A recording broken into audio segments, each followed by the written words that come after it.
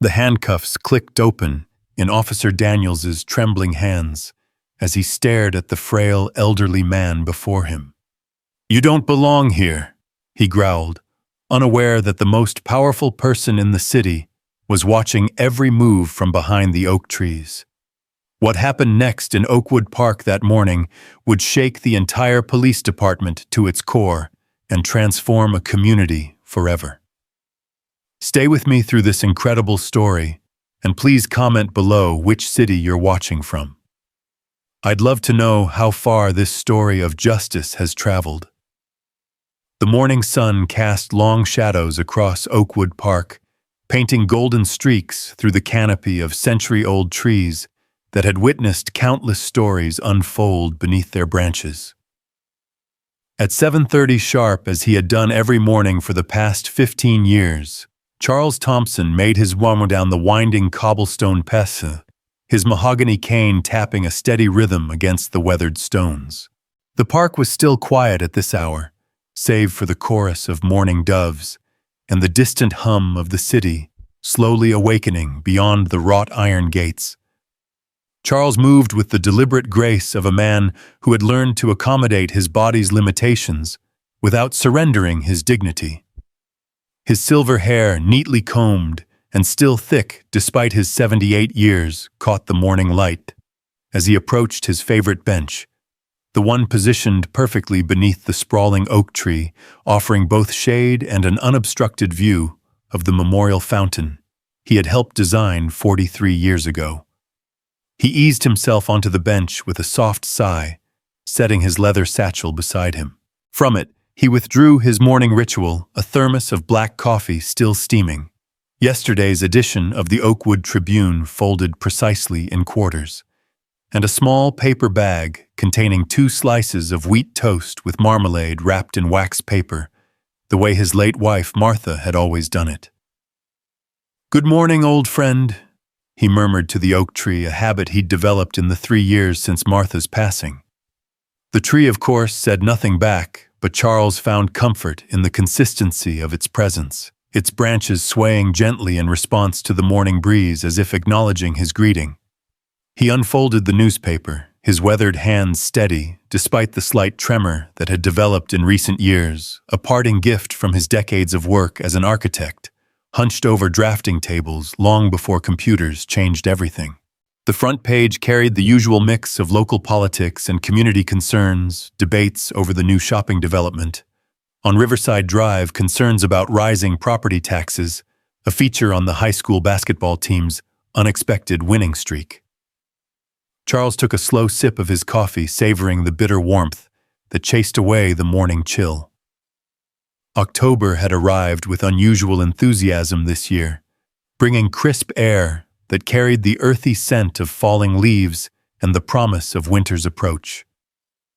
He pulled his wool cardigan closer, the deep navy one Martha had knitted for him during their last autumn together, each stitch a testament to love that transcended physical presence. The park was beginning to show signs of life now. A jogger passed by on the main path, earbuds in breathing clouds of vapor into the cool air. A young mother pushed a stroller near the playground, her toddler pointing excitedly at the squirrels gathering acorns. Charles recognized Mrs. Chen from the flower shop walking her ancient poodle, who moved almost as slowly as Charles himself did these days. They exchanged nods and smiles, the wordless acknowledgement of regular morning park inhabitants who shared this sacred space. Charles had just turned to the editorial section, adjusting his reading glasses to better focus on the small print, when he noticed a police cruiser pull up to the park's main entrance. This wasn't unusual in itself. The Oakwood Police Department regularly patrolled the area, especially since the installation of new playground equipment had attracted more families. What caught Charles's attention was the aggressive way the officer exited the vehicle, slamming the door with unnecessary force that echoed across the peaceful morning scene. Officer Ryan Daniels was 26 years old, though his attempt at an authoritative mustache and perpetually furrowed brow made him appear as if he was trying desperately to look older. He had been on the force for just under 2 years, having joined straight from the academy, with dreams of making detective before 30.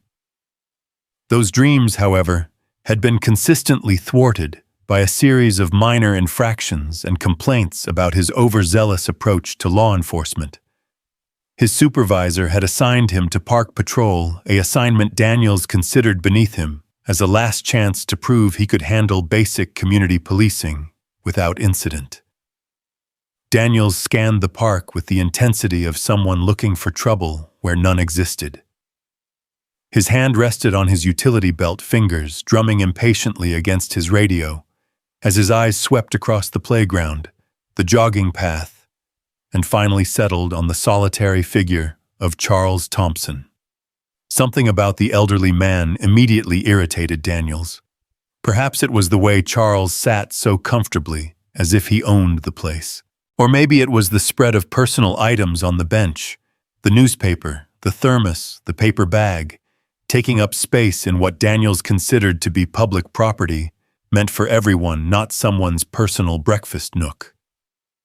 Whatever the reason, Daniels felt that familiar surge of authority-fueled adrenaline as he began walking toward the bench. Charles, absorbed in an article about the city council's plans to restore the historic downtown district, didn't notice the officer's approach until a shadow fell across his newspaper. He looked up, squinting against the morning sun that created a harsh silhouette around Daniels's figure. "Good morning, officer," Charles said pleasantly, folding his newspaper to give the young man his attention. "Lovely morning, isn't it? That cold front finally broke the humidity we've been having." Daniels didn't return the greeting. Instead, he stood with his feet planted wide, his thumbs hooked into his belt, in what he imagined was an intimidating stance. "What are you doing here?" The question was so unexpected that Charles almost laughed, thinking perhaps the officer was joking. But the stern expression on Daniels's face suggested otherwise. "I'm reading the newspaper and enjoying my morning coffee." Charles replied, his tone still friendly, but now tinged with confusion. "Is there a problem? This park has had several complaints about loitering and suspicious individuals," Daniels said, his voice carrying the rehearsed quality of someone reciting from a manual. "I'm going to need to see some identification." Charles's eyebrows rose slightly. In all his years coming to this park, including the decades when he was involved in its planning and development, he had never once been asked for identification. "I'm not sure I understand, officer. I'm sitting on a public bench in a public park during regular park hours. Has there been some change in city ordinance I'm not aware of?" The reasonable question seemed to anger Daniels. His jaw tightened and his hand moved closer to his radio. "Sir, I'm not going to ask you again. ID now." "Young man," Charles said, his voice taking on the patient but firm tone he had once used with junior architects who needed guidance. "I'm 78 years old. I've lived in this neighborhood for 46 years. I helped design this very park in 1981. That fountain you see over there," he gestured with his cane, "I drew the original plans for it. My name is actually on the dedication plaque along with the rest of the planning committee." "I don't care if you designed the whole city," Daniels shot back, his voice rising. "When a police officer asks for ID, you provide it. That's the law." Actually, Charles knew that wasn't the law. State statute required identification only when someone was being lawfully detained for reasonable suspicion of a crime. Sitting peacefully on a park bench hardly qualified. But he also recognized the dangerous escalation in the young officer's tone. Martha had always said Charles had a talent for reading situations, knowing when to push and when to yield. Right now, every instinct told him this officer was looking for a confrontation. "Of course, officer," Charles said calmly. "My wallet is in my satchel here. May I reach for it?" Slowly. Daniels commanded, his hand now actually resting on his service weapon, though it remained holstered. Charles couldn't help but shake his head slightly at the absurdity of the situation. but he complied slowly, reaching into his satchel and withdrawing his worn leather wallet. His fingers stiff with arthritis, and the morning cold fumbled slightly with the billfold as he extracted his driver's license. Daniel snatched it from Charles's hand with unnecessary roughness, causing the elderly man to wince. The officer studied the license as if it might be forged, holding it up to the light, running his thumb across the surface. Charles Thompson, Daniels read aloud. Address is 247 Elmwood Avenue. He looked up sharply. That's 3 blocks from here. Yes, it is, Charles confirmed. As I said, I've lived in this neighborhood for decades. This park is part of my morning routine. Morning routine, Daniels repeated mockingly. And what exactly does this routine involve? Meeting someone here, conducting some kind of business? Charles felt a flare of indignation rise in his chest. My routine involves reading the newspaper, drinking coffee, and remembering my late wife who used to accompany me here every morning for 34 years until she passed. Is that suspicious to you, officer? Several people had begun to take notice of the interaction. Mrs. Chen had stopped walking her poodle and was watching with concern from about 30 feet away. The young mother at the playground had paused in pushing her child on the swings, her phone out, though whether to call someone or record, Charles couldn't tell. Daniels seemed emboldened by the audience rather than deterred. You know what I think, he said, loud enough for others to hear. I think you're using this park as your personal living room. Look at all this stuff spread out. You're loitering, creating a nuisance. A nuisance. Charles's voice carried genuine bewilderment. I'm sitting quietly reading a newspaper. How is that creating a nuisance? Don't get smart with me, Daniels snapped. He pulled out his citation book. I'm writing you up for loitering and failure to comply with a lawful order. What lawful order did I fail to comply with? Charles asked. I gave you my identification when you asked. You argued with me first, Daniels said, scribbling furiously. That's resistance. Charles felt his heart rate increasing, and not in a good way. His cardiologist had warned him about stress, about the importance of staying calm. The medications in his satchel, the ones he took religiously every morning, could only do so much. Officer, I respectfully disagree with your assessment of this situation. I've done nothing wrong, and I believe you know that. Daniels stopped writing and looked up, his face flushed with anger. Are you calling me a liar? I'm suggesting that perhaps there's been a misunderstanding, Charles said carefully.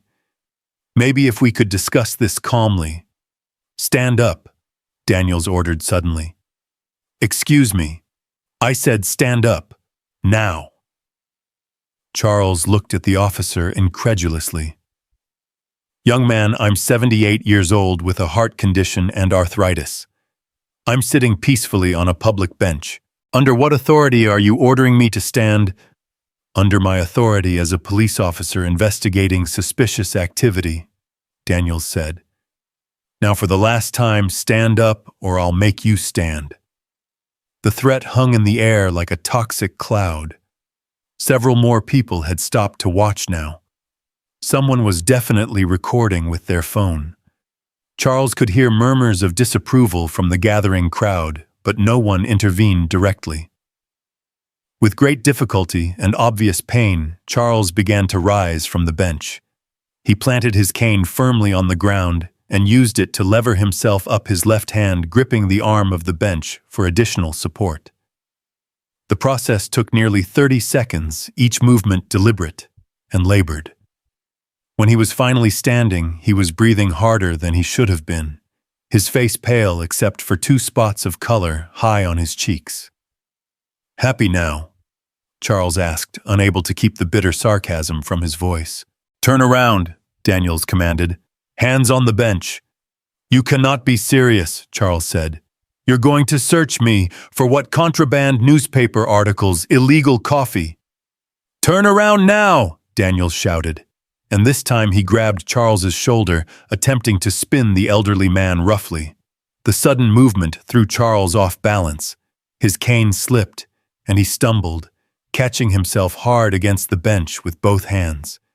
Pain shot through his arthritic joints, and he let out an involuntary gasp. "Please," Charles said, his voice strained now. "This is unnecessary. I'm not a threat to anyone." But Daniels was beyond listening. He grabbed Charles's wrists, pulling them behind the elderly man's back. The position was excruciating for someone with Charles's limited mobility, causing him to cry out in pain. "Stop resisting!" Daniels barked, though Charles wasn't resisting at all. He simply couldn't physically contort his body the way the officer was demanding. "You're hurting him," Mrs. Chen called out, having finally found her voice. "He's done nothing wrong?"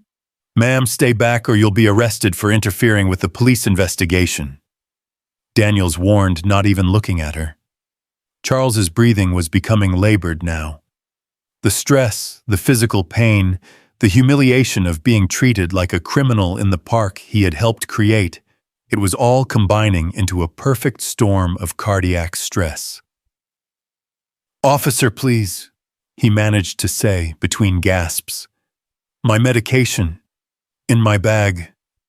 Heart condition." But Daniels interpreted this as another form of resistance, possibly even a ploy for sympathy. He pulled out his handcuffs, the metal glinting in the morning sun. "You should have thought about your health before you decided to give me trouble." The crowd was growing larger now, and the murmurs of disapproval were becoming more vocal. Someone shouted, "Call 911!" Another voice yelled, "He's just an old man! Leave him alone!" Daniels was reaching for Charles's wrists to apply the handcuffs when a commanding voice cut through the morning air like a blade through silk. "Officer Daniels, step away from that man immediately." The voice carried such authority that Daniels instinctively loosened his grip and turned toward its source. The crowd parted, and through the gap walked a figure that made Daniels' blood run cold. Chief Raymond Mitchell stood 6 feet 3 inches tall, with the bearing of someone who had earned rather than been given his authority. His gray hair was cut military short, and his brown eyes, which could convey warmth when speaking to community members, now held a coldness that could have frozen the fountain in the park's center. He wasn't in uniform. He wore civilian clothes, khakis, a polo shirt, and a windbreaker. But there was no mistaking who he was. Every officer in the Oakwood Police Department knew Chief Mitchell by sight, and most held a healthy mixture of respect and fear for the man who had transformed the department over the past 8 years. What Daniels didn't know, what he couldn't have known, was that Chief Mitchell had been in the park for the past hour, sitting on a bench on the far side of the fountain, enjoying his own morning coffee, and conducting an informal observation of park dynamics as part of his community policing initiative. He had watched Charles arrive, had observed his peaceful morning routine, and had witnessed every second of Daniels's escalating harassment. "Chief Mitchell," Daniels stammered, his face draining of color.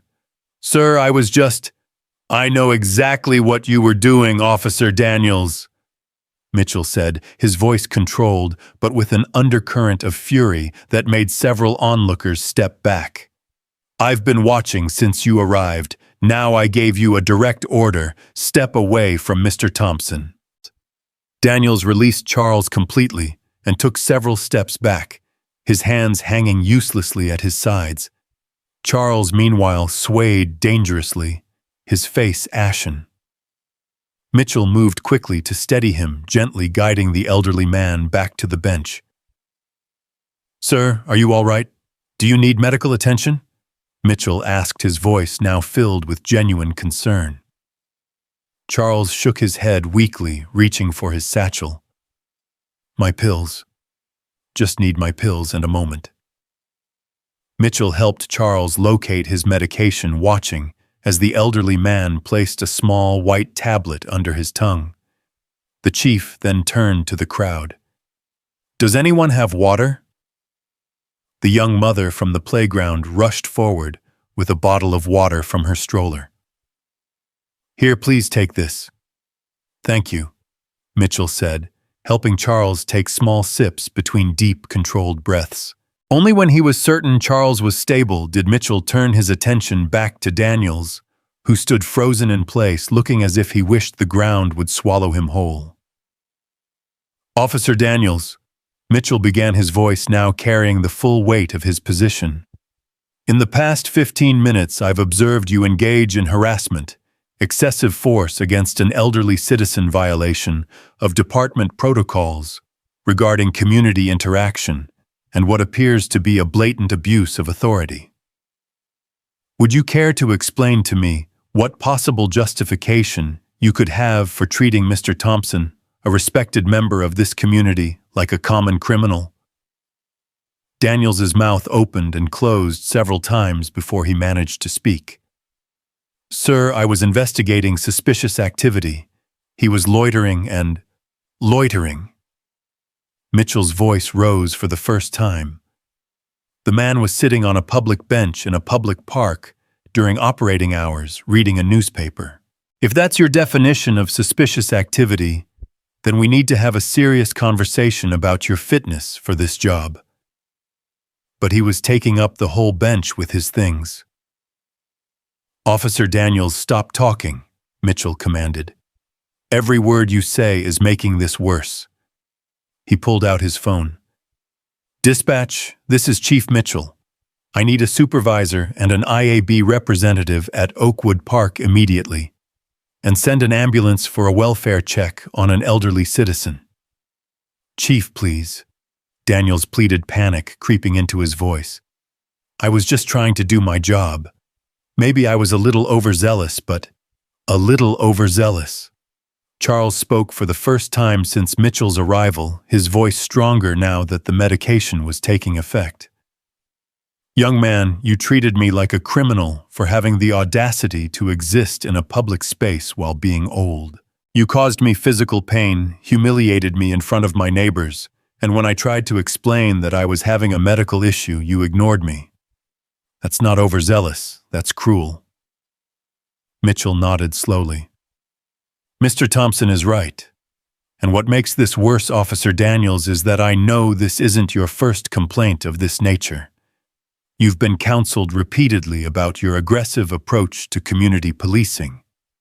This was your last chance to prove you could handle basic patrol duties without incident." The sound of sirens grew closer. Several police vehicles and an ambulance were approaching.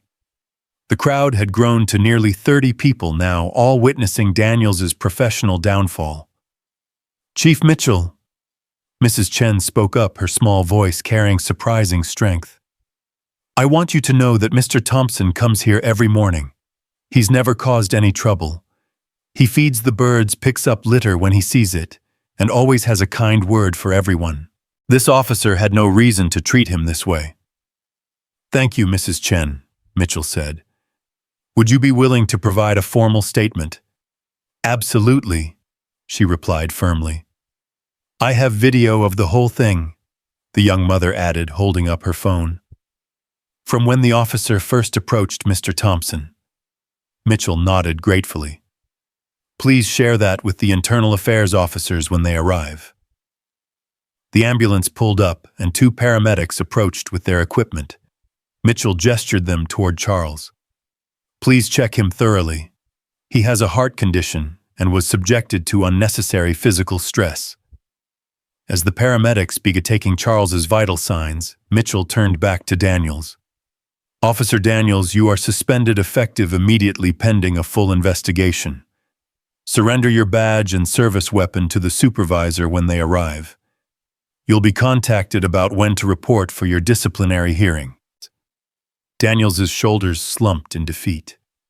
His dreams of making detective, of rising through the ranks, crumbled before his eyes. All because he couldn't see an elderly man enjoying his morning routine without seeing a threat that didn't exist. One of the paramedics, a young woman with kind eyes, was speaking to Charles. "Sir, your blood pressure is elevated, but not dangerously so. Your heart rhythm seems regular. How are you feeling now?" "Better," Charles admitted. "The medication is helping. I just need a few more minutes to recover." "We can take you to the hospital for observation if you'd like," she offered. Charles shook his head. "No, thank you. I'll follow up with my cardiologist later today, but I think I'm all right now." Chief Mitchell sat down on the bench beside Charles, maintaining a respectful distance but close enough to convey support. "Mr. Thompson, I cannot apologize enough for what happened here today. This is not who we are as a department, and it's certainly not how we train our officers to interact with the community." Charles looked at the chief, studying his face. "I appreciate that, Chief Mitchell. But we both know this isn't an isolated incident, is it? This young man felt empowered to act this way for a reason." Mitchell sighed deeply. "You're right. And that's something I take responsibility for. We clearly have more work to do in terms of training and accountability."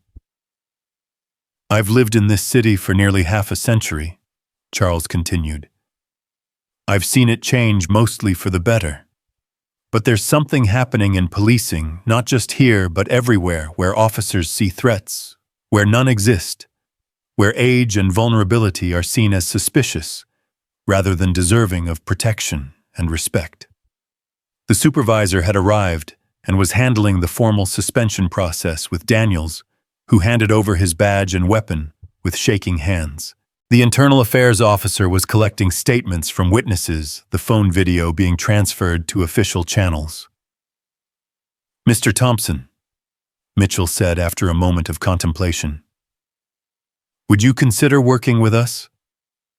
We're developing a new community relations program, and I think your perspective, especially after today, could be invaluable." Charles was quiet for a long moment, watching as Daniels was escorted away, his career in tatters. Despite everything, Charles felt a twinge of pity for the young man. Such anger, such misplaced authority, it had to come from somewhere, some fear or insecurity that had been twisted into aggression. "You know," Charles said finally, "my wife Martha was a teacher for 35 years. She always said that the best lessons come from the worst mistakes, but only if people are willing to learn from them." He turned to face Mitchell directly. "If you're serious about making real changes, not just cosmetic ones for public relations, then yes, I'll help. But I have conditions." "Name them," Mitchell said immediately. "First, I want Officer Daniels to undergo comprehensive retraining, not just dismissal. That young man needs to understand why what he did was wrong, not just be punished for it. Punishment without understanding breeds resentment, not change." Mitchell looked surprised. "After what he did to you, you want him to have another chance." "I want him to have the chance to become better," Charles corrected. "There's a difference. My second condition is that this training program we develop includes regular interaction between officers and elderly residents, disabled individuals, minorities, all the groups who too often find themselves on the receiving end of excessive force. Not seminars or presentations, but real interaction. Shared meals, community projects, anything that helps officers see the humanity in everyone they serve." "Those are more than reasonable," Mitchell agreed. "In fact, they're exactly the kind of approach we need." The park had begun to return to its normal rhythm. The crowd was dispersing, though many stopped to check on Charles or offer their support. The young mother approached with her toddler. "Sir, I'm so sorry about what happened. My father is about your age, and if anyone treated him that way—" She trailed off, anger flashing in her eyes. "Thank you, dear," Charles said kindly. "And thank you for recording it. Documentation is important. It's hard to deny what's captured on video." She nodded and walked away, her toddler waving goodbye with chubby fingers. Mrs. Chen approached next, her ancient poodle wheezing beside her. "Charles, I should have spoken up sooner. I'm sorry." "Nonsense, Mrs. Chen. You spoke up when it mattered. That took courage. As the morning wore on, Charles found himself at the center of an impromptu community gathering. People who had witnessed the incident stayed to talk, to share their own experiences, to express their frustration shown with similar encounters. Mitchell stayed too, listening, taking notes, asking questions. It was, Charles thought, perhaps the most honest community policing he had seen in years. Around 10 o'clock, as Charles was preparing to leave his morning, thoroughly disrupted, but somehow transformed into something meaningful, a black sedan pulled up to the park entrance. Out stepped a woman in her 50s, professionally dressed, moving with purpose toward their gathering. "Chief Mitchell," she called out. Mitchell stood. "Mayor Rodriguez, I wasn't expecting you." "I heard about the incident," the mayor said, then turned to Charles. "Mr. Thompson, I'm deeply sorry about what happened to you today. I've been briefed on the situation, and I want you to know that the city takes this very seriously." Charles nodded. "I appreciate that, Mayor. Chief Mitchell and I have been discussing ways to prevent future incidents." "Good," the mayor said firmly, "because I'm prepared to allocate additional resources to police reform if we can develop a comprehensive plan. Mr. Thompson, would you be willing to share your ideas with the City Council?" And so what had begun as a peaceful morning routine disrupted by an overzealous officer was transforming into something larger, a catalyst for change. Charles thought Martha would have been proud. She had always said that real change came not from grand gestures, but from ordinary people standing up for what was right, especially when it was difficult. As Charles finally prepared to leave the park, Chief Mitchell helped him gather his belongings. "Mr. Thompson, I'll have someone drive you home." "That's not necessary," Charles began, but Mitchell insisted. "It's the least we can do. Besides, I'd like to continue our conversation about the training program, if you're feeling up to it." Charles agreed, and as they walked toward the police vehicle, slowly accommodating Charles's pace, he paused at the memorial fountain, the one he had designed so many years ago. The plaque at its base read, "Dedicated to the spirit of community that makes Oakwood not just a place, but a home." "You know," Charles said, running his fingers across the worn bronze letters, "when we designed this park, we wanted it to be a place where everyone felt welcome, where the community could come together regardless of age, race, or economic status. Today tested that vision, but in a strange way it also affirmed it. The community did come together, just not in the way any of us expected." Mitchell read the plaque, noting Charles's name among the committee members listed. "You've been building this community for a long time, Mr. Thompson." "We all build it," Charles replied, "or we all tear it down. Every interaction, every choice to help or harm, to include or exclude, it all matters. That young officer today, he was tearing at the fabric of community, probably without even realizing it. Our job now is to help him and others like him understand how to be builders instead." As they reached the vehicle, Charles turned for one last look at the park. The morning sun was higher now, the shadows shorter, the air warmer. Children played on the playground, while their parents chatted on nearby benches. Joggers circled the paths. Mrs. Chen had resumed her slow walk with her poodle. Life continued as it always did, but with perhaps a slightly different awareness, a recognition that community safety meant protecting everyone, especially the most vulnerable. The incident at Oakwood Park would make the news, of course. The video would circulate on social media, sparking discussions about police reform, elderly rights, and community policing. There would be meetings, investigations, and promises of change. But for Charles Thompson, sitting in the back of the police vehicle, being gently driven home, what mattered most was not the grand narrative, but the simple truth that he would return to his bench tomorrow morning, newspaper and coffee in hand, to sit beneath his old friend, the oak tree. Because that's what members of a community did. They showed up, they persisted, and they refused to let fear or intimidation drive them from the spaces they had every right to occupy. And if his presence could help teach that lesson to a new generation of police officers, if his experience could prevent even one other elderly person from enduring what he had faced today, then perhaps Martha would say it had all been worthwhile. The vehicle pulled up to 247 Elmwood Avenue, a modest two-story home with a well-maintained garden that Martha had planted and Charles still tended in her memory. Chief Mitchell helped Charles to his door, making sure he was steady on his feet. "Mr. Thompson, I'll be in touch about the training program. And again, I'm deeply sorry about today."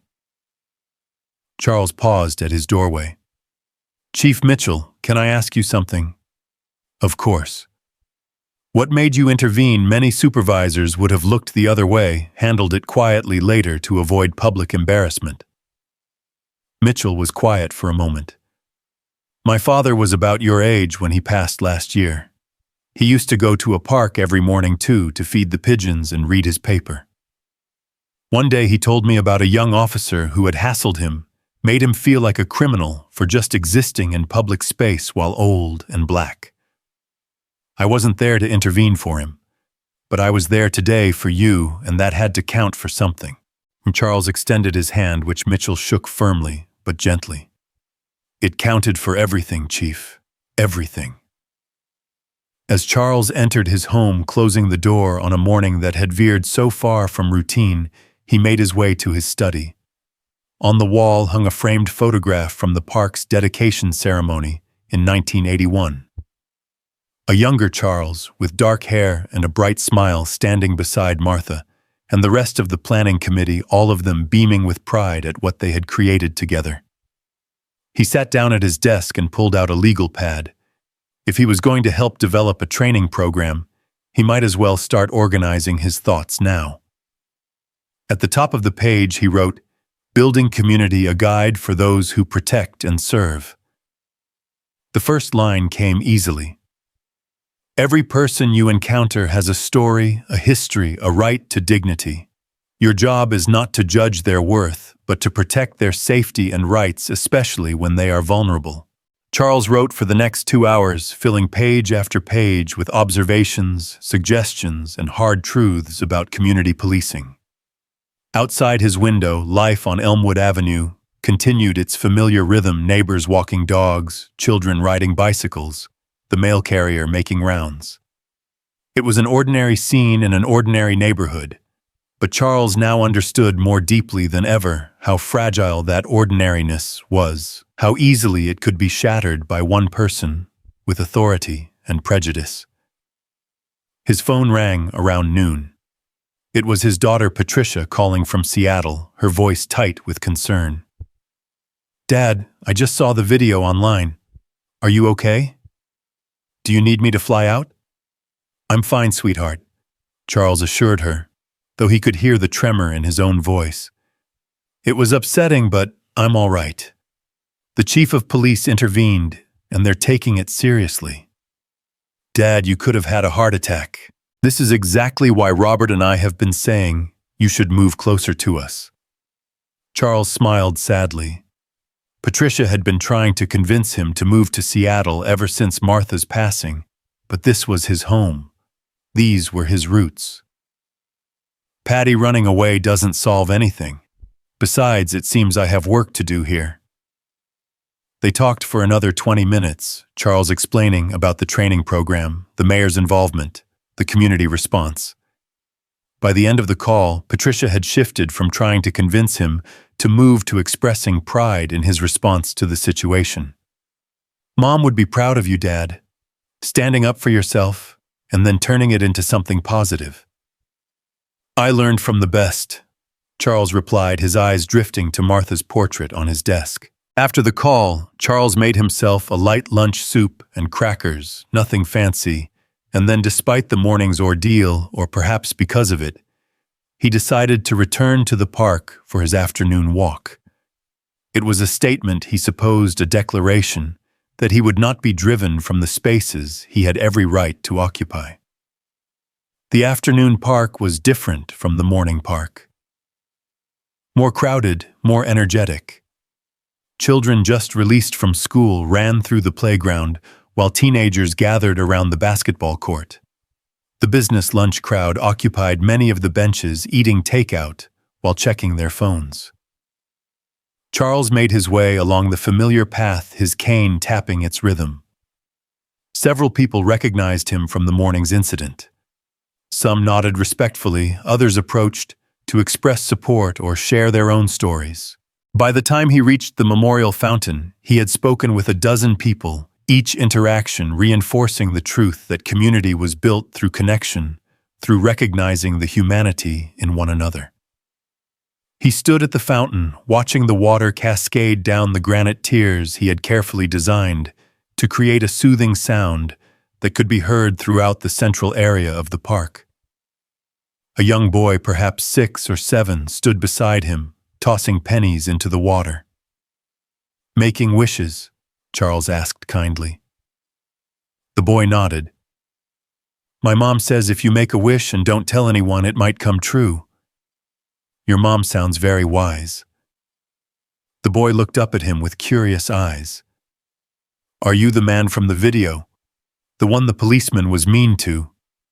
Charles was surprised the story had spread so quickly even to children. "I am. My mom says you were brave, that standing up for yourself when someone's being unfair is important." "Your mom sounds even wiser now," Charles said with a gentle smile. The boy's mother approached, looking slightly embarrassed. "I'm sorry if he's bothering you, Mr. Thompson."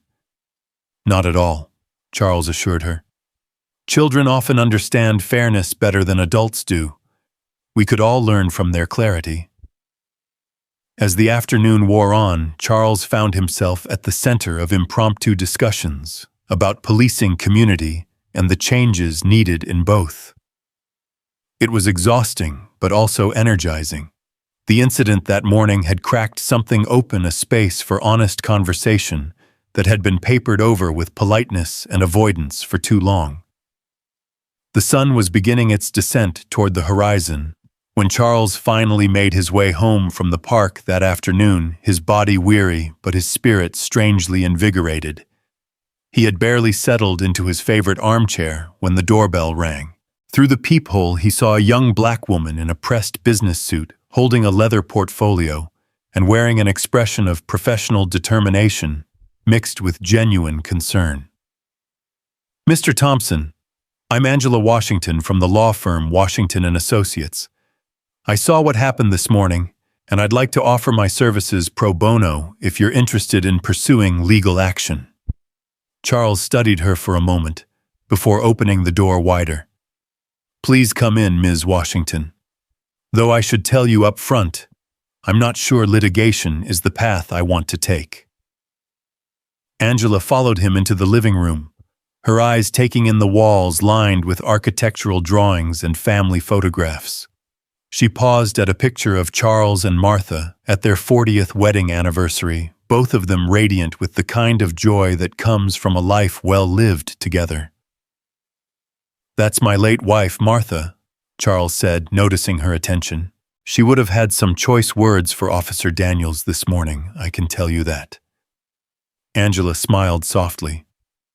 "She was beautiful. How long were you married?" 51 years. Charles replied, easing himself into his chair and gesturing for Angela to take the sofa. "She passed 3 years ago. Cancer. Even at the end, she was more concerned about whether I'd remember to eat properly than her own pain." "I'm sorry for your loss," Angela said sincerely, then shifted to business. "Mr. Thompson, what happened to you this morning was a clear violation of your civil rights. The video evidence is compelling. You could have a strong case not just against Officer Daniels, but potentially against the department for inadequate training and supervision."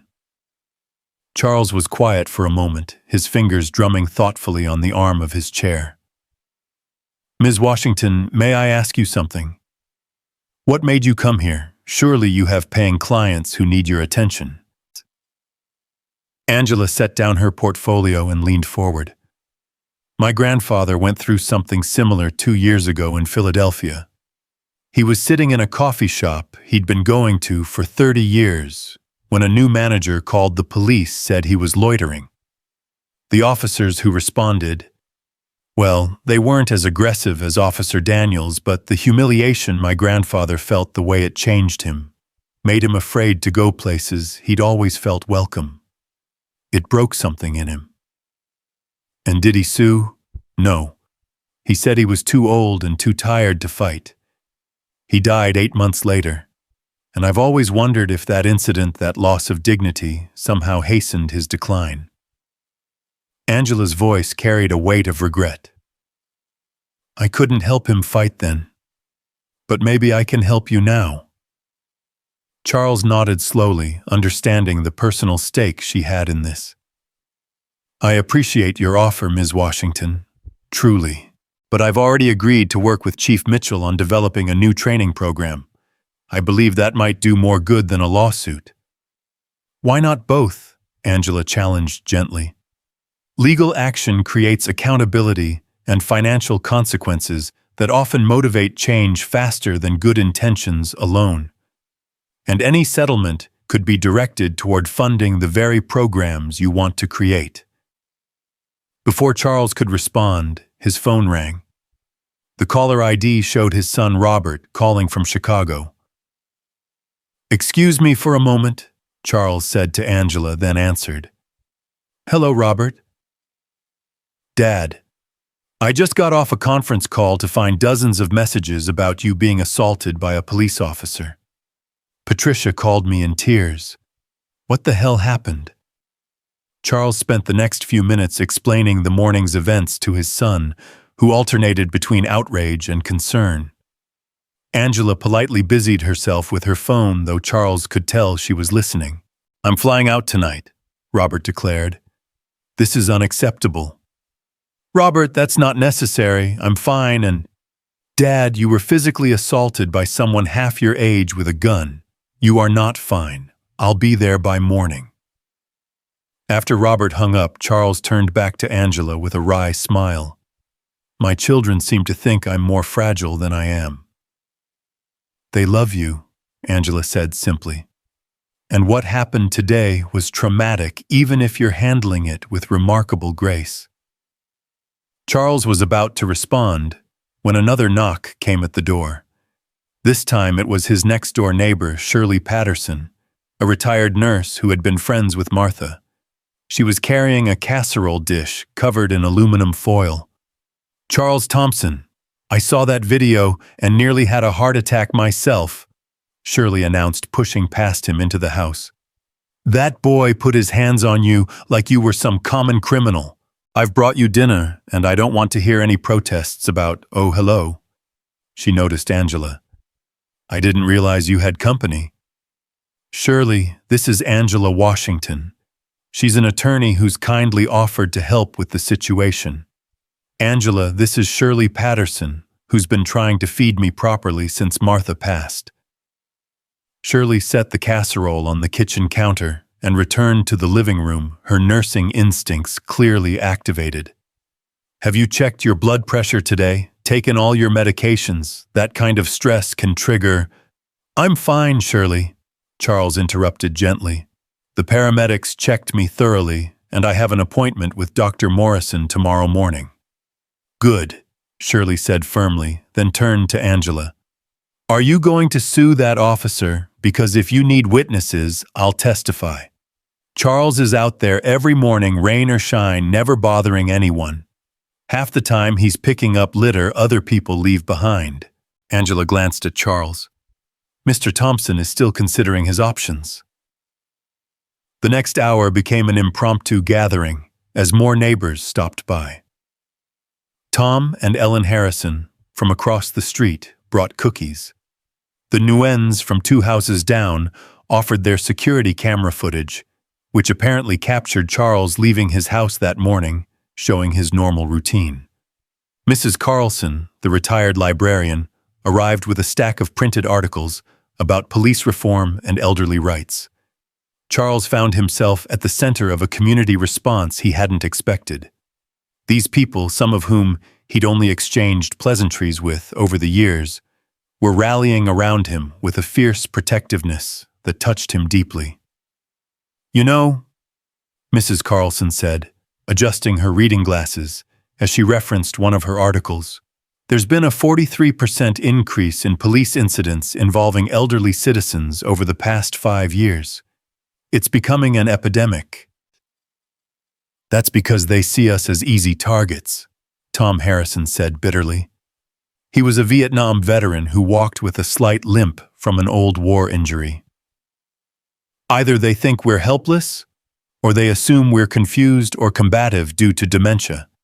There's no middle ground where we're just citizens going about our day." Angela had been taking notes throughout the discussion.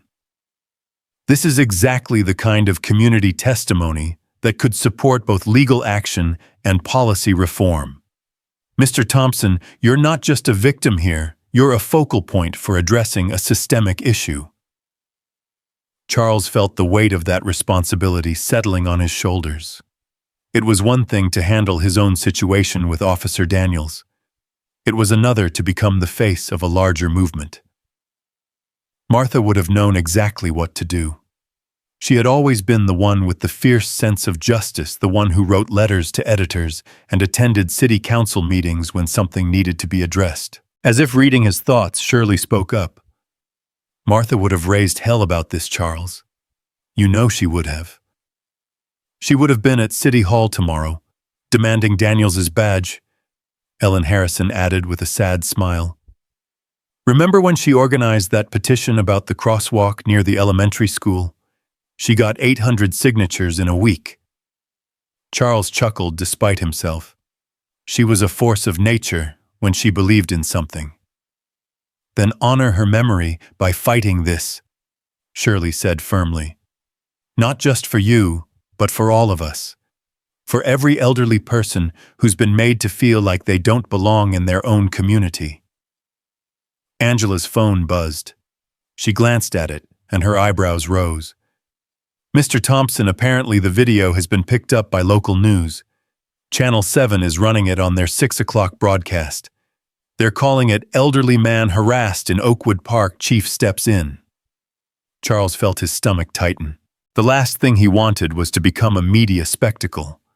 But then he thought about Officer Daniels, about the casual cruelty with which he'd approached an elderly man doing nothing wrong. And Charles realized that sometimes spectacles were necessary to create change. "Ms. Washington," he said slowly, "if I were to consider legal action, what would that process look like?" Angela leaned forward eagerly. "First, we'd file a formal complaint with the police department's Internal Affairs Division, though Chief Mitchell has already initiated that process. Simultaneously, we'd file a civil rights lawsuit in federal court under Section 1983, citing violation of your Fourth Amendment rights against unreasonable seizure and excessive force. We'd also include claims for assault battery and intentional infliction of emotional distress under state law. And Officer Daniels, what happens to him? He could face both criminal charges if the district attorney chooses to prosecute and personal liability in the civil suit. Though typically, officers are indemnified by their departments for actions taken in the course of duty." Tom Harrison spoke up. "Make an example of him. These young cops need to learn there are consequences." But Charles was thinking about the fear he'd seen in Daniels's eyes when Chief Mitchell had appeared. The young man had made terrible choices, yes, but Charles wondered what had shaped him into someone who saw threats where none existed. "I need to think about this," Charles said finally. "This isn't just about punishment. It's about change. Real, lasting change." Angela nodded and stood to leave. "Of course. Take your time. Here's my card. Whatever you decide, please know that you have support." She looked around the room at the gathered neighbors. Clearly a lot of support. After Angela left, the neighbors lingered, sharing their own stories of encounters with police, both positive and negative. Charles listened, absorbing the complexity of the issue. It wasn't just about age. It was about power, fear, respect, and the social contracts that held communities together. Around 7 o'clock, after the neighbors had finally dispersed, and Charles had forced himself to eat some of Shirley's casserole, Chief Mitchell called. "Mr. Thompson, I wanted to check on you, and also let you know that Officer Daniels has requested to speak with you, to apologize." Charles was surprised. On advice of his attorney, I assume. Actually, no. His union rep advised against it. This seems to be his own initiative. But I told him it was entirely up to you whether you're willing to meet with him. Charles considered this. Part of him wanted nothing to do with Daniels ever again. But another part, the part that had suggested rehabilitation over pure punishment, was curious about what the young man might say. "When and where?" Charles asked. "Tomorrow afternoon, if you're willing. At the station, in a controlled environment. I'd be present along with a union representative and Ms. Washington, if you choose to have her there." "Let me sleep on it," Charles said. "I'll let you know in the morning." After ending the call, Charles sat in the gathering darkness of his living room, not bothering to turn on the lights. The house felt especially empty tonight, the weight of the day's events making Martha's absence more acute. He could almost hear her voice, practical and passionate in equal measure. "Charles, you can't let this go. Not because of what he did to you, but because of what he might do to someone else who doesn't have a Chief Mitchell watching." He made his way to his study and opened his laptop, something his grandchildren had taught him to use with reasonable proficiency. The video of the incident was already viral, with thousands of views and hundreds of comments. Charles forced himself to watch it, seeing from an outside perspective how frail he had looked, how aggressive Daniels had been, how close the situation had come to serious injury or worse. The comments ranged from outrage to support to the inevitable trolling that accompanied any online controversy. But what struck Charles were the numerous stories people shared about their own elderly relatives facing similar treatment. This wasn't isolated. It was a pattern. He closed the laptop and returned to his legal pad, continuing the notes he'd started earlier for the training program. As he wrote, he found himself thinking not just about what officers needed to learn, but about what had to be unlearned. The assumptions, the biases, the US versus them mentality that turned public servants into adversaries. The phone rang again. This time it was Patricia calling back. "Dad, I've been thinking. What if I fly out this weekend, not because I think you need help, but because I want to be there when you meet with the city council or whoever else? You shouldn't have to do this alone." Charles felt warmth spread through his chest. "I'd like that, sweetheart. Your mother always said you got your advocacy skills from her." "And my stubbornness from you," Patricia added with a laugh that sounded so much like Martha's, it made Charles's eyes water. They talked for another half hour, Patricia sharing ideas about community policing programs she'd researched, Charles describing the neighbors' response. By the time they hung up, Charles felt less alone than he had in months. He prepared for bed. Slowly, his usual nighttime routine of medications and stretches made more difficult by the lingering soreness from the morning's ordeal. As he lay in bed staring at the ceiling, Charles made a decision. He would meet with Officer Daniels. He would pursue both the legal action Angela suggested and the training program with Chief Mitchell.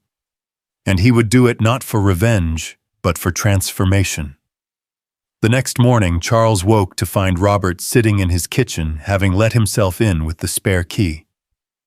"You look terrible," Robert said bluntly, pouring his father a cup of coffee. "Good morning to you too," Charles replied dryly. "What time did you get in, sir?" 2 a.m. Couldn't sleep anyway after seeing that video. "Dad, He could have seriously hurt you. But he didn't. But he could have, Robert insisted. He was a corporate lawyer himself, used to fighting battles in boardrooms rather than courtrooms. But the protective fury in his eyes was unmistakable. I've already made some calls. The ACLU is interested in your case. The National Association of Retired Persons wants to issue a statement. This could be Big Dad. Charles accepted the coffee gratefully, noting that Robert had remembered he took it black. I don't want it to be big. I want it to be effective. Sometimes those are the same thing, Robert argued. Public pressure creates change. You taught me that. Your mother taught us both that, Charles corrected. I was always the one who preferred to work behind the scenes. Well, you're in front of them now whether you like it or not. So the question is, what are you going to do about it? Before Charles could answer, his phone rang with a number he didn't recognize. He answered cautiously. Mr. Thompson, this is Diana Chen from Channel 7 News. We'd like to interview you about yesterday's incident. Charles looked at Robert, who nodded encouragingly. Ms. Chen, I appreciate your interest, but I'm not prepared to do interviews at this time. I'm still processing what happened and determining the best path forward. I understand, Mr. Thompson, but your story has resonated with so many people. We've received dozens of calls from elderly residents sharing similar experiences. Your voice could make a real difference. Charles hesitated. The thought of being on television, having his face broadcast to thousands of strangers, was deeply uncomfortable. But then he thought about those dozens of calls the station had received about the elderly residents who had suffered in silence. Let me think about it, he said finally. Can I call you back later today? Of course. And Mr. Thompson, I'm sorry about what happened to you. My grandmother went through something similar last year. It's not right. After ending the call, Charles found Robert staring at him with a mixture of pride and concern. You're really going to do this, aren't you? Robert said. Take on the whole system. I'm 78 years old, son. If not now, when, if not me, who? Charles paused, then added with a slight smile, Your mother would never forgive me if I stayed silent. Robert reached across the table and squeezed his father's hand. She'd be proud of you, Dad. We all are. The morning continued with a steady stream of phone calls and visitors. Dr. Morrison's office called to confirm his appointment had been moved up to accommodate the circumstances. The mayor's office called to schedule a meeting. 3 different law firms called offering to represent him. Through it all, Charles maintained his composure, though he felt increasingly overwhelmed by the attention. At 11 o'clock, he arrived at Dr. Morrison's office for his checkup. The cardiologist who had been treating Charles for 5 years was thorough in his examination. Your blood pressure is elevated, but that's to be expected given the stress, Dr. Morrison said, removing his stethoscope. The good news is your heart rhythm is stable. But Charles, you need to be careful. Stress like this can trigger serious cardiac events, especially at your age. I'm aware, Charles said. But I can't just hide at home because something might happen. I'm not suggesting you hide.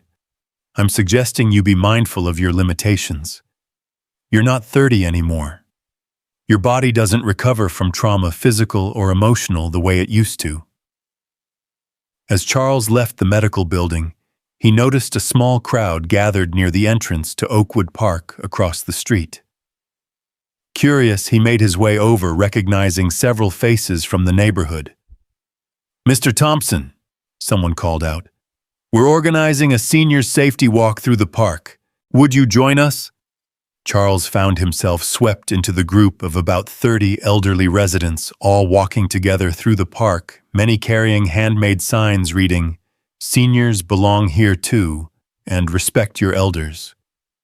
It was both moving and slightly embarrassing to be at the center of such attention.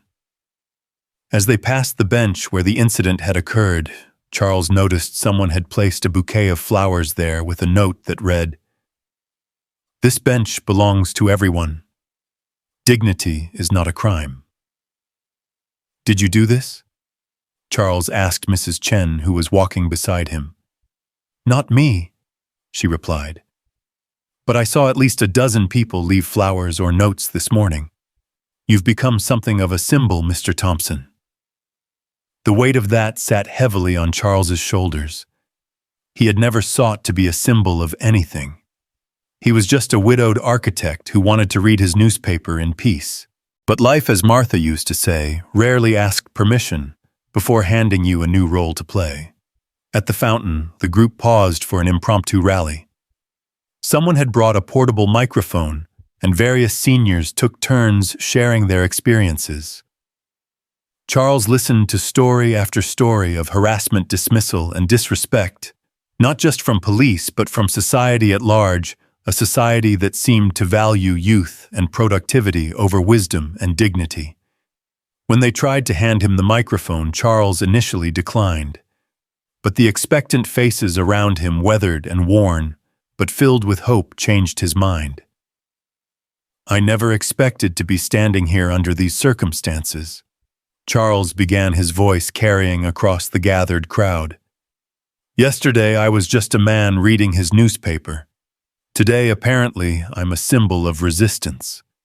A few people chuckled. "But if my experience can shine a light on what too many of us face, the assumption that age makes us less valuable, less worthy of respect, less deserving of dignity, then I'll bear that responsibility." He paused, gathering his thoughts. "My late wife Martha was a teacher. She used to say that every generation thinks it invented the world, but it's the older generations who remember how that world was built brick by brick, sacrifice by sacrifice. We're not just old. We're the keepers of history, the holders of wisdom, the proof that life can be lived fully even as bodies wear down and faces wrinkle." The crowd was silent now, hanging on his words. "What happened to me yesterday wasn't just about one officer making bad choices. It was about a culture that sees age as weakness, that treats the elderly as problems to be managed rather than people to be respected. That changes now. Not through anger, though anger is justified. Not through revenge, though the desire for it is understandable. But through insistence, calm, steady, relentless insistence that we be seen, heard, and valued." The applause was immediate and sustained. Charles felt simultaneously proud and exhausted. The morning's exertion was taking its toll, and he still had the afternoon meeting with Officer Daniels to face. As the crowd began to disperse, Chief Mitchell approached. Charles hadn't noticed him in the gathering. "That was well said, Mr. Thompson. You have a gift for bringing people together." "It's not a gift I ever wanted to unwrap," Charles replied honestly. "The best leaders rarely do," Mitchell said. "Are you still willing to meet with Officer Daniels this afternoon?" Charles nodded. 2:00? 2:00. And Mr. Thompson, whatever you decide to say to him, know that it will shape not just his future, but potentially the culture of our entire department." No pressure, Charles thought wryly as Mitchell walked away. He made his way home, needing rest before the afternoon's confrontation. Robert was on the phone when he arrived, speaking in his lawyer voice, apparently fielding calls from media outlets. He held up 5 fingers, indicating 5 more minutes, so Charles went to the kitchen to make himself a sandwich. As he ate, Charles thought about what he would say to Officer Daniels. Part of him wanted to unleash all the fury and humiliation he'd felt, to make the young man understand the fear of being physically overwhelmed by someone with a gun and a badge. But another part, the part that had spent years mentoring young architects, wondered what had gone wrong in Daniels's training and psyche that made him see threat where none existed. Robert finally got off the phone. "That was the Washington Post. They want to do a feature story on police treatment of the elderly. I told them you'd think about it. You've become my press secretary now, Charles asked with mild amusement. Someone has to be. You're too nice to tell them all to buzz off, which is what you clearly want to do. Charles smiled. Robert knew him well. Maybe after I meet with Daniels, I'll have a better sense of what story needs to be told. Retry H, Part 2. Lưu viết từ tant one to liên kết liên mạch với các phần trước trong câu chuyện phe hội thoại, tạo thành một câu chuyện liền mạch khi ghép lại. Mỗi phần liền mạch với phần trước, không giới thiệu lại câu chuyện ở đầu phần mới. Liên kết các phần của câu chuyện một cách liền mạch. Sử dụng câu chuyện tiếp giữa các phần. Duy trì chủ đề tránh ngắt quãng đột ngột, không sử dụng gạch đầu dòng, hoặc tiêu đề phù phong cách kể chuyện Mỹ Hoa Kỳ, giống văn giàu cảm xúc. Kế theo ngôi thứ ba, giữ đồ kịch tính không Việt. Lan man kết thúc phần không giới thiệu phần sau, edit Robert, insisted on driving Charles to the police station, though Charles would have preferred to maintain his independence by taking his usual route on the city bus. The ride was mostly silent, both men lost in their thoughts about what was to come. The Oakwood Police Department building stood like a fortress of glass and concrete in the city center, its modern architecture a stark contrast to the historic buildings surrounding it. Angela Washington was waiting for them in the lobby, her professional demeanor a comfort in the institutional coldness of the space. "Mr. Thompson, Robert," she greeted them. "Chief Mitchell has arranged for us to meet in a conference room on the third floor. Officer Daniels is already there with his union representative." As they rode the elevator up, Charles felt his heart rate quicken. The last time he'd seen Officer Daniels, the young man had been trying to force him into handcuffs. Now they would sit across a table from each other, expected to engage in civilized discourse about an uncivilized encounter. Chief Mitchell met them outside the conference room. "Mr. Thompson, before we go in, I want you to know that you're under no obligation to accept any apology or to forgive anything.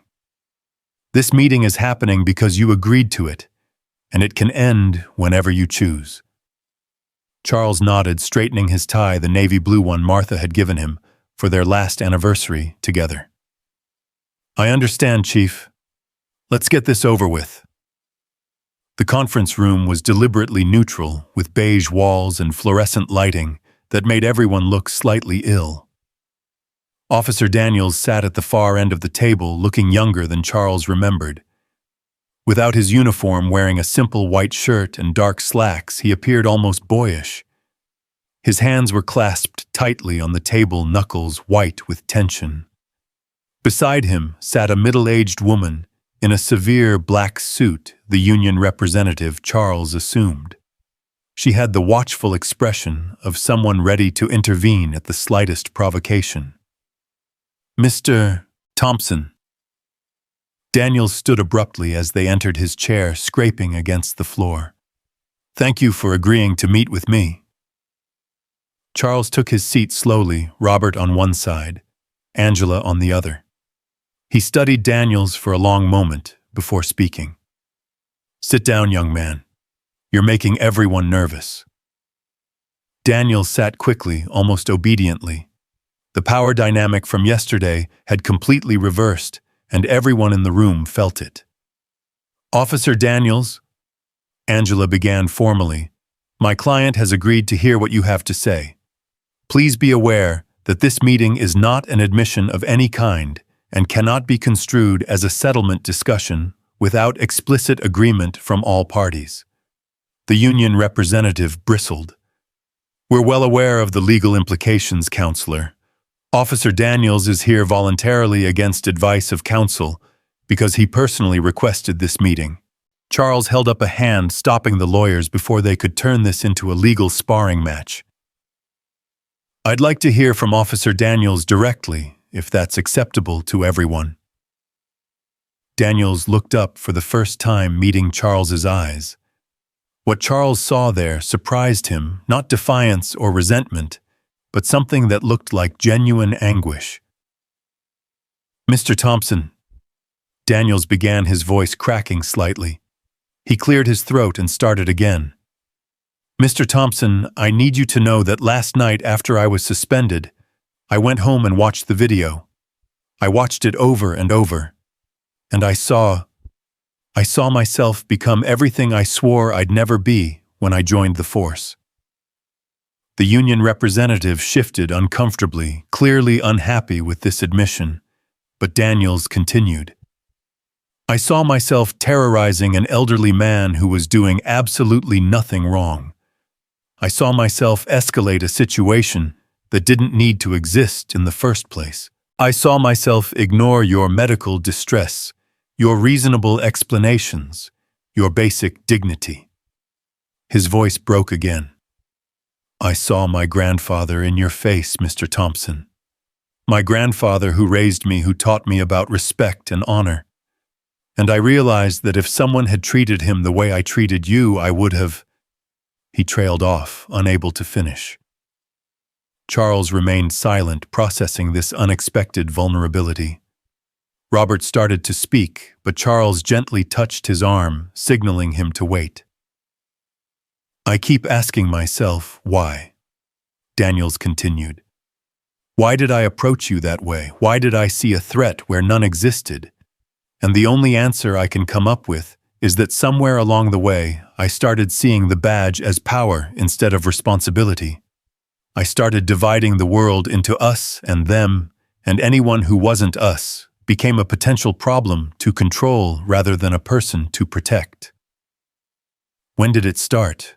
Charles asked quietly, his first words since sitting down. Daniels looked confused.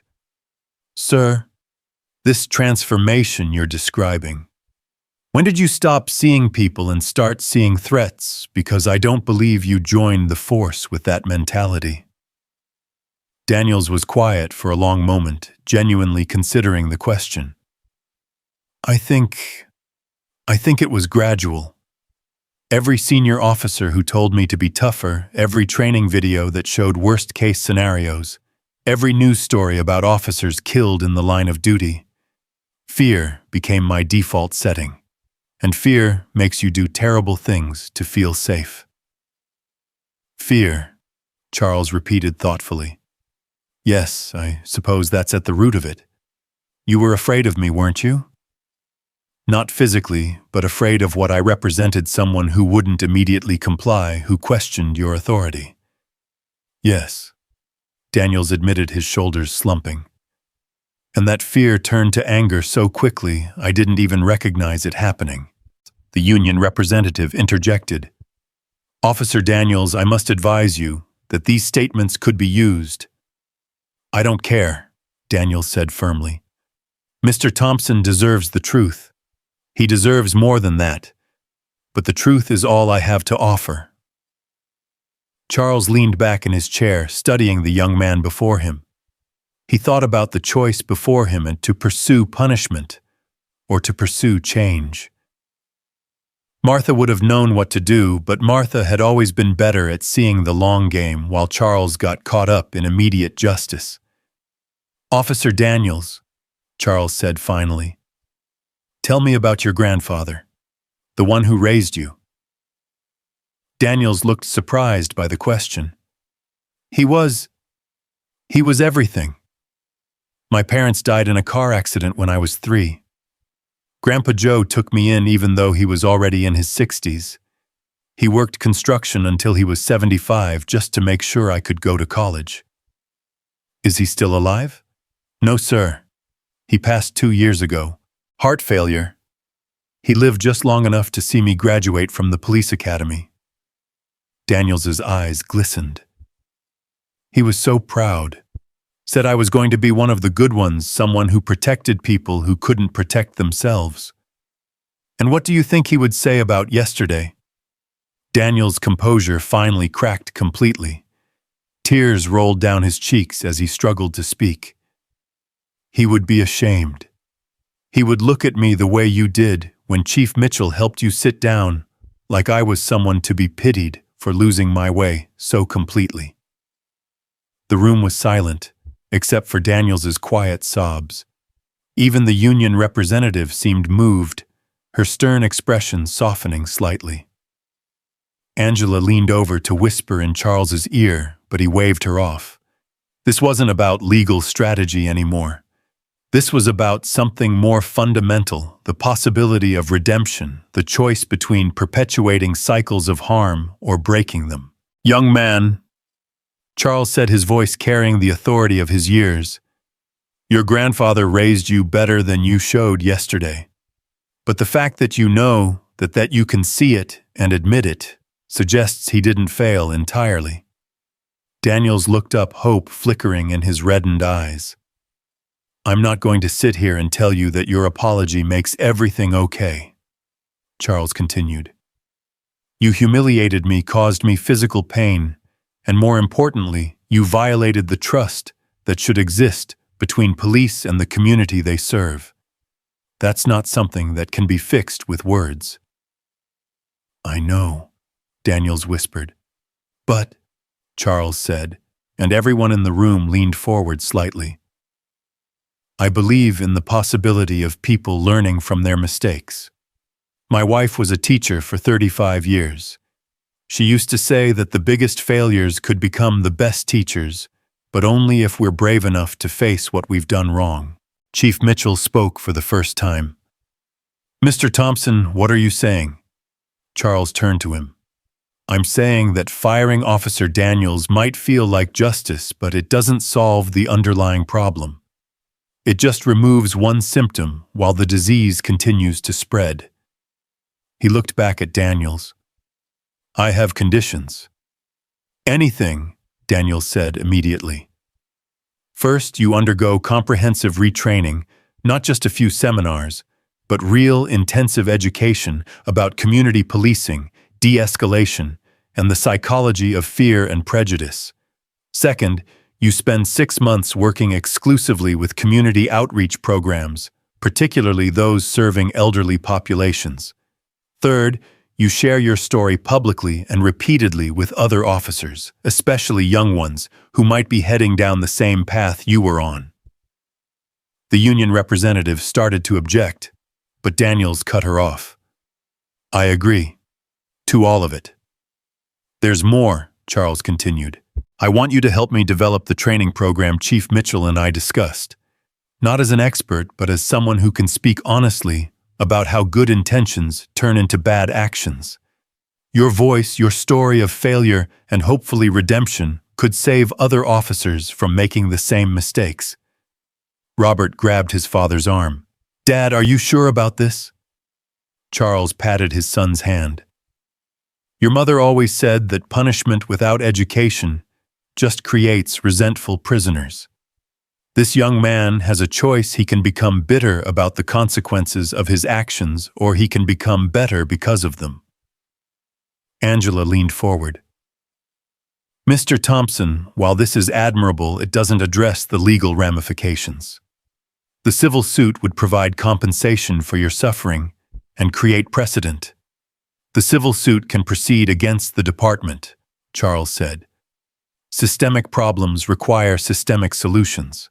But as for Officer Daniels personally, I'm more interested in transformation than litigation." Chief Mitchell nodded slowly. "Mr. Thompson, your approach is unconventional, but it might be exactly what we need. Officer Daniels, are you prepared to commit to this path? It won't be easy. You'll face ridicule from some fellow officers who see this as weakness. You'll have to confront uncomfortable truths about yourself and the culture you've been part of."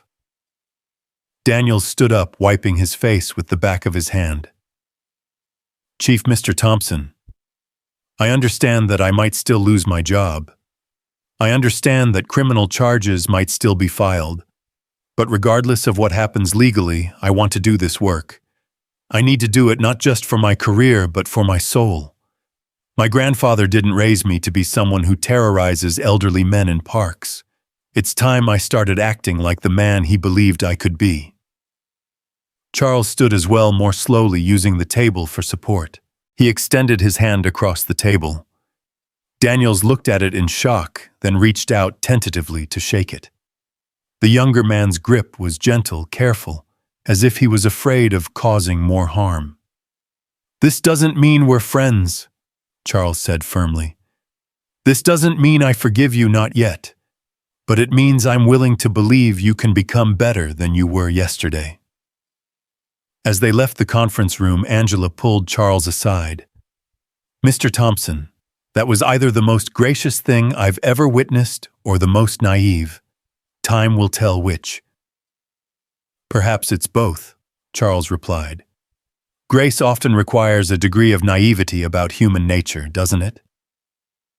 Outside the police station, Robert was virtually vibrating with frustration. "Dad, he assaulted you. He could have triggered a heart attack, and you're giving him a second chance."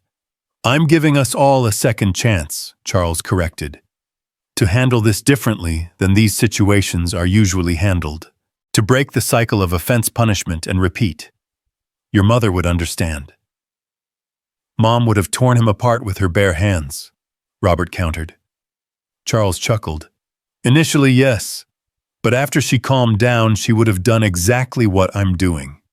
She would have asked, 'How do we make sure this never happens again?' And the answer isn't just punishment. It's education, understanding, and change." They drove home in contemplative silence. Charles was exhausted, the emotional toll of the meeting, combining with his physical limitations, to leave him drained. But there was also a sense of possibility, of something important beginning. Back at the house, they found Patricia had arrived from Seattle, having caught an earlier flight. She hugged her father fiercely, holding on longer than usual. "I watched the video on the plane," she said into his shoulder. "I wanted to jump through the screen and protect you." "I'm okay, sweetheart," Charles assured her, though he appreciated the fierce protectiveness in her voice. The three of them sat in the living room, Charles recounting the meeting with Daniels. Patricia listened with the same intensity she brought to her work as a civil rights attorney, asking pointed questions about the legal ramifications and the practical implementation of Charles's proposed conditions. "You know the media is going to have a field day with this," she warned. "Elderly victim forgives aggressive cop. It could be spun as weakness or manipulation. Or it could be presented as what it is," Charles said. "An attempt to create real change instead of just momentary satisfaction. Besides, I haven't forgiven him. I've just chosen to channel my anger into something productive." The evening brought another wave of visitors and phone calls. The story had spread beyond local news, and Charles found himself fielding interview requests from national outlets. He declined most of them, agreeing only to a written statement that Patricia helped him craft. It read, "What happened to me in Oakwood Park was wrong and unacceptable. However, I believe that true justice involves not just punishment, but the opportunity for growth and change. I am working with Chief Mitchell and Officer Daniels to develop comprehensive training programs that will help prevent similar incidents. My hope is that from this painful experience, we can build better understanding between law enforcement and the communities they serve, particularly our elderly citizens, who deserve respect and dignity, not suspicion and aggression." That night, as Charles prepared for bed, he found himself in Martha's sewing room, which he'd left largely untouched since her passing.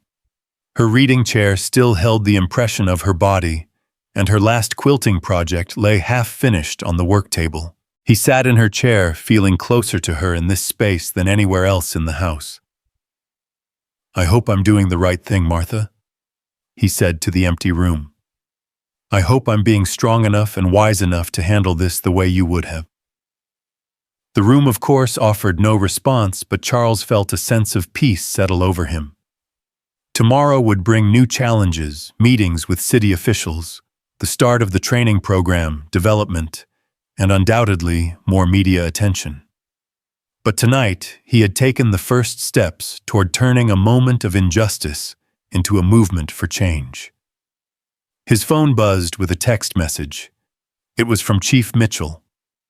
Mr. Thompson, I've just received word that 3 other police departments in the state want to learn about the training program we're developing. Your approach is already making waves. Thank you for choosing construction over destruction. Charles set the phone aside and made his way to his bedroom. On his nightstand sat the framed photo from his wedding day, him and Martha young and radiant with possibility. He touched the frame gently.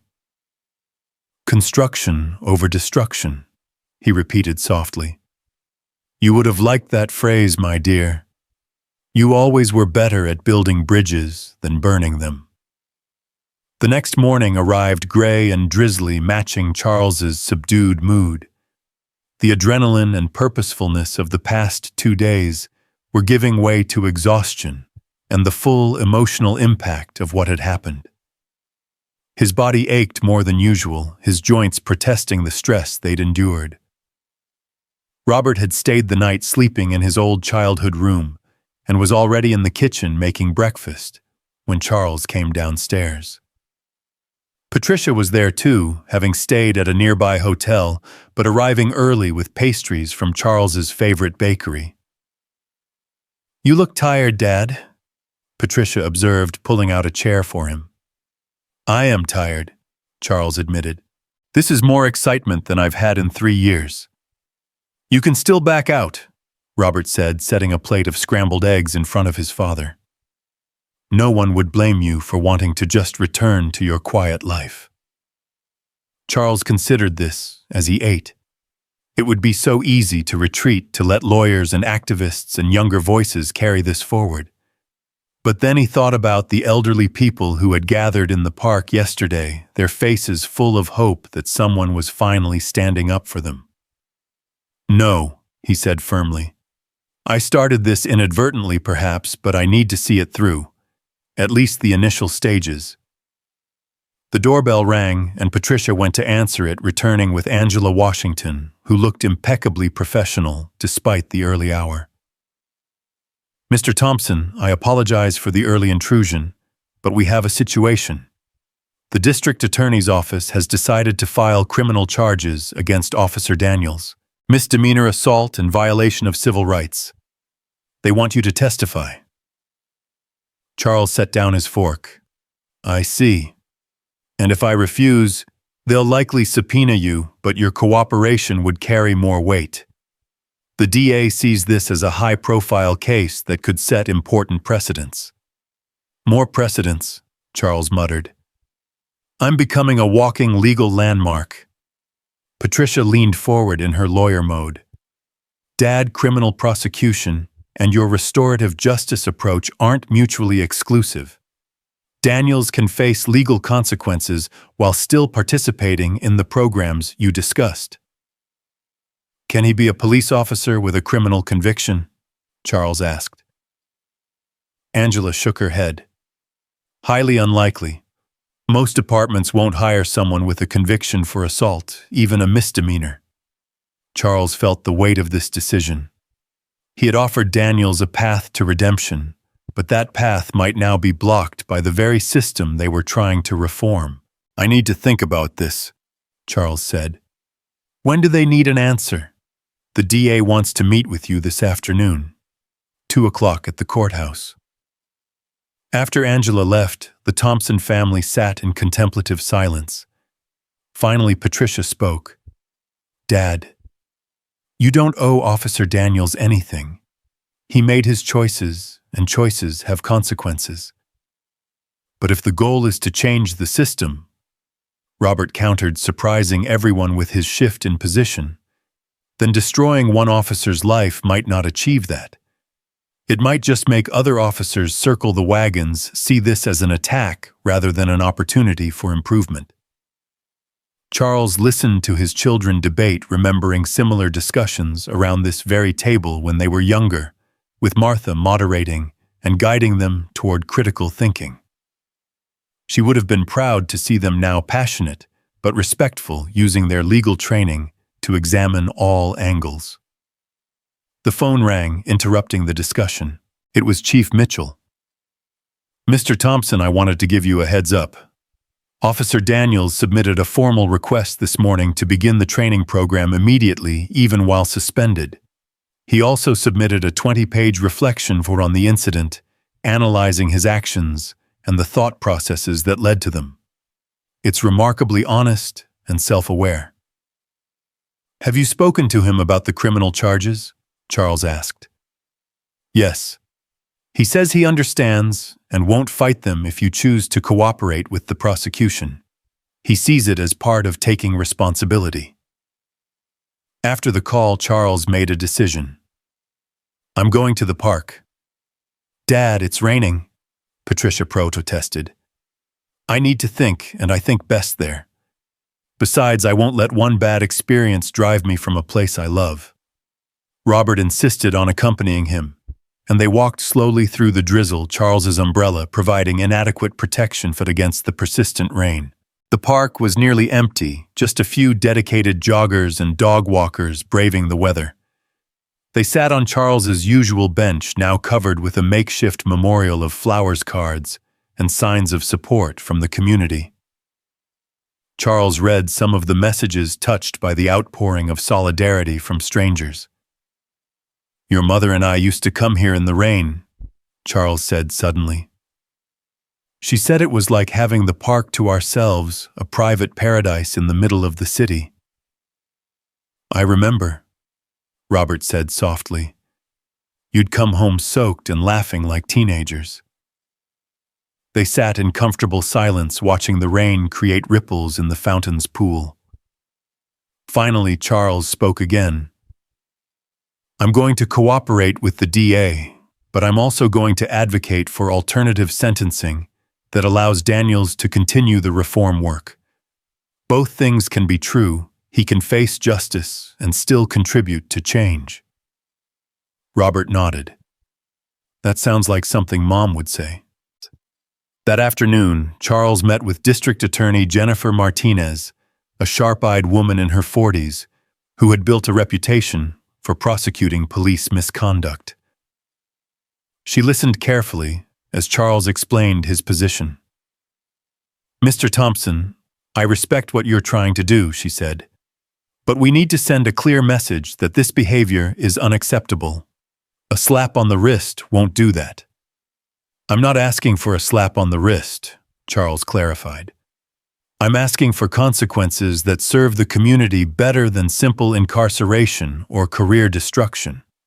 What if Officer Daniels's sentence included mandatory community service specifically focused on educating other officers? What if his story became a cautionary tale that actually prevents future incidents?" Martinez considered this. "You're asking me to get creative with sentencing before we've even secured a conviction." "I'm asking you to think about what justice really means," Charles countered. "Is it just punishment, or is it the prevention of future harm?" Martinez leaned back in her chair, studying Charles with an expression that mixed professional skepticism with personal admiration. The afternoon light filtering through her office windows cast long shadows across the legal books lining the walls, and Charles couldn't help but think how much this moment felt like a crossroads, not just for him or Officer Daniels, but for the entire community's approach to justice. "You're proposing something unprecedented, Mr. Thompson," Martinez finally said. "Using a criminal case as a teaching tool rather than just a punitive measure. It could work, or it could backfire spectacularly if Daniels doesn't follow through." "Every path forward carries risks," Charles replied, his hands folded calmly in his lap, despite the tension he felt. "But I believe the risk of perpetuating cycles of punishment without rehabilitation is greater than the risk of trying something new." Martinez stood and walked to her window, looking out at the courthouse square, where a small group of protesters had gathered carrying signs demanding justice for Charles. "You see those people, they want Officer Daniels held accountable. They want to see him pay for what he did to you. How do I explain to them that justice might look different than what they're expecting?" "You tell them the truth," Charles said simply. That an old man who was hurt by this system has chosen to try to heal it rather than just wound it in return. That real strength sometimes looks like extending a hand rather than making a fist. Before Martinez could respond, her assistant knocked and entered. "Ma'am, there's been a development. Officer Daniels is here with his attorney. He says he wants to make a statement." Martinez and Charles exchanged glances. "Send them in," Martinez said. Daniels entered looking haggard and older than his 26 years. The past few days had clearly taken their toll. His attorney, a stern-faced man named Richard Brennan, followed closely behind. "District Attorney Martinez, Mr. Thompson." Brennan began formally. "My client has something he'd like to say." Daniels stepped forward, his hands trembling slightly as he pulled out a folded paper. "I've written this down because I want to make sure I say everything correctly." He unfolded the paper and began to read, his voice steady but emotional. "I, Ryan Daniels, acknowledge that on the morning in question I violated my oath as a police officer and caused harm to Mr. Charles Thompson through my actions. I approached an elderly citizen with unwarranted suspicion and aggression. I escalated a peaceful situation into a confrontation. I used physical force against a man who posed no threat. I ignored his medical distress and treated his age and vulnerability as reasons for suspicion rather than respect." He paused, looking up at Charles directly. "I am prepared to plead guilty to the charges against me. I will not hide behind legal technicalities or union protections. What I did was wrong, and I take full responsibility. However, I am asking, not demanding, but humbly asking for the opportunity to make amends through service rather than just serving time." Brennan interjected. "My client is proposing a plea agreement that would include probation, community service, and his continued participation in the reform programs Mr. Thompson has suggested.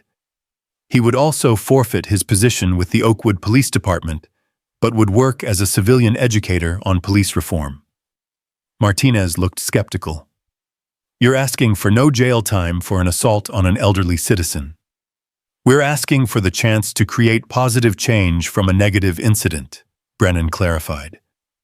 "Officer Daniels has already begun documenting his experience and the thought processes that led to his actions. This documentation could be invaluable in training other officers to recognize and avoid similar situations." Charles watched Daniels throughout this exchange, noting the young man's genuine distress and apparent commitment to change. It would be easy to dismiss this as a performance designed to avoid consequences, but something in Daniels's demeanor suggested a deeper transformation. "Mr. Thompson," Martinez said, "this is ultimately your call. As the victim, your input carries significant weight in any plea agreement." Charles stood slowly, using his cane for support, and walked to the window where Martinez had been standing. The protesters were still there, their passion evident even from this distance. Among them he recognized Mrs. Chen and several other elderly residents from the park. "District Attorney Martinez," Charles said, without turning from the window. "What those people down there want, what I want, is assurance that this won't happen again. That the next elderly person sitting on a park bench won't be seen as a threat. That the next Officer Daniels will have better training, better judgment, better understanding of the communities they serve." He turned to face the room. "If sending this young man to jail accomplishes that, then so be it. But if his story, his mistakes, and his genuine effort to change can prevent even one similar incident, isn't that worth considering?" Daniels spoke up, his voice cracking with emotion. "Mr. Thompson, I promise you, I will spend whatever time I have left, whether as a free man or not, working to undo the damage I've caused and prevent others from making my mistakes. I've already started writing a training manual based on my failure. I call it When Fear Becomes Force, a personal account of how good intentions go wrong." Martinez returned to her desk, shuffling through papers, as she considered her options. "Mr. Brennan, Officer Daniels, I need to discuss this with Mr. Thompson privately. Please wait outside." After they left, Martinez turned to Charles. "You know the media will crucify me if I agree to this. DA goes soft on cop who assaulted elderly man. I can see the headlines now." Or, Charles countered, "DA pioneers innovative approach to police reform." It all depends on how the story is told, and more importantly, on whether it works. Martinez smiled wryly. "You're quite the optimist for someone who was just assaulted by a police officer." "My wife always said that pessimism is just another form of surrender," Charles replied. "I'm not ready to surrender yet." After another hour of negotiation, they reached an agreement. Daniels would plead guilty to misdemeanor assault and receive 2 years of probation with extensive community service requirements. He would resign from the police force, but would work with the department as a civilian consultant on reform initiatives. Most importantly, he would participate in a documentary about the incident and its aftermath, using his story as a teaching tool. As Charles left the courthouse, he was immediately surrounded by reporters. Patricia and Robert flanked him protectively as cameras flashed and questions were shouted. "Mr. Thompson, why did you agree to probation instead of jail time? Do you think Officer Daniels is really sorry? What message does this send to other officers?" Charles stopped holding up his hand for silence. When the crowd quieted, he spoke clearly and deliberately. "What happened to me should never have happened. But now that it has, we have a choice. We can respond with anger and retribution, or we can respond with wisdom and purpose.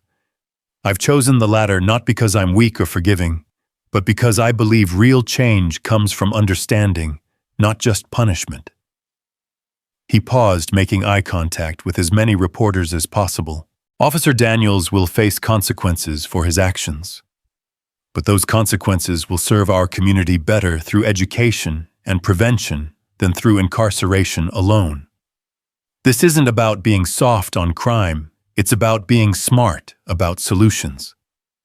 That evening, Charles's house became command central for what was rapidly becoming a movement. Patricia had set up a makeshift office in the dining room, fielding calls and emails from organizations wanting to support or replicate their approach. Robert was on his laptop, researching similar cases and their outcomes. Angela Washington had arrived with legal documents to review. In the midst of this activity, Charles felt overwhelmed. He retreated to the back porch, needing a moment of quiet. The rain had stopped, leaving the air clean and cool.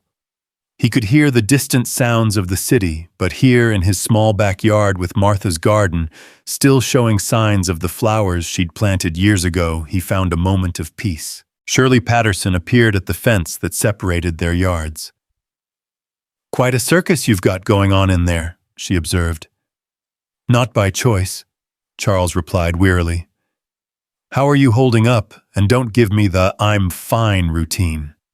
I'm a nurse, remember. I can see exhaustion when it's staring me in the face." Charles sighed. "I'm tired, Shirley. Not just physically, but emotionally. This isn't how I expected to spend my retirement years." "Martha would be proud of you," Shirley said softly. "Would she? Sometimes I wonder if she'd think I was being too soft, too willing to give second chances." Shirley shook her head. Martha understood that strength comes in many forms.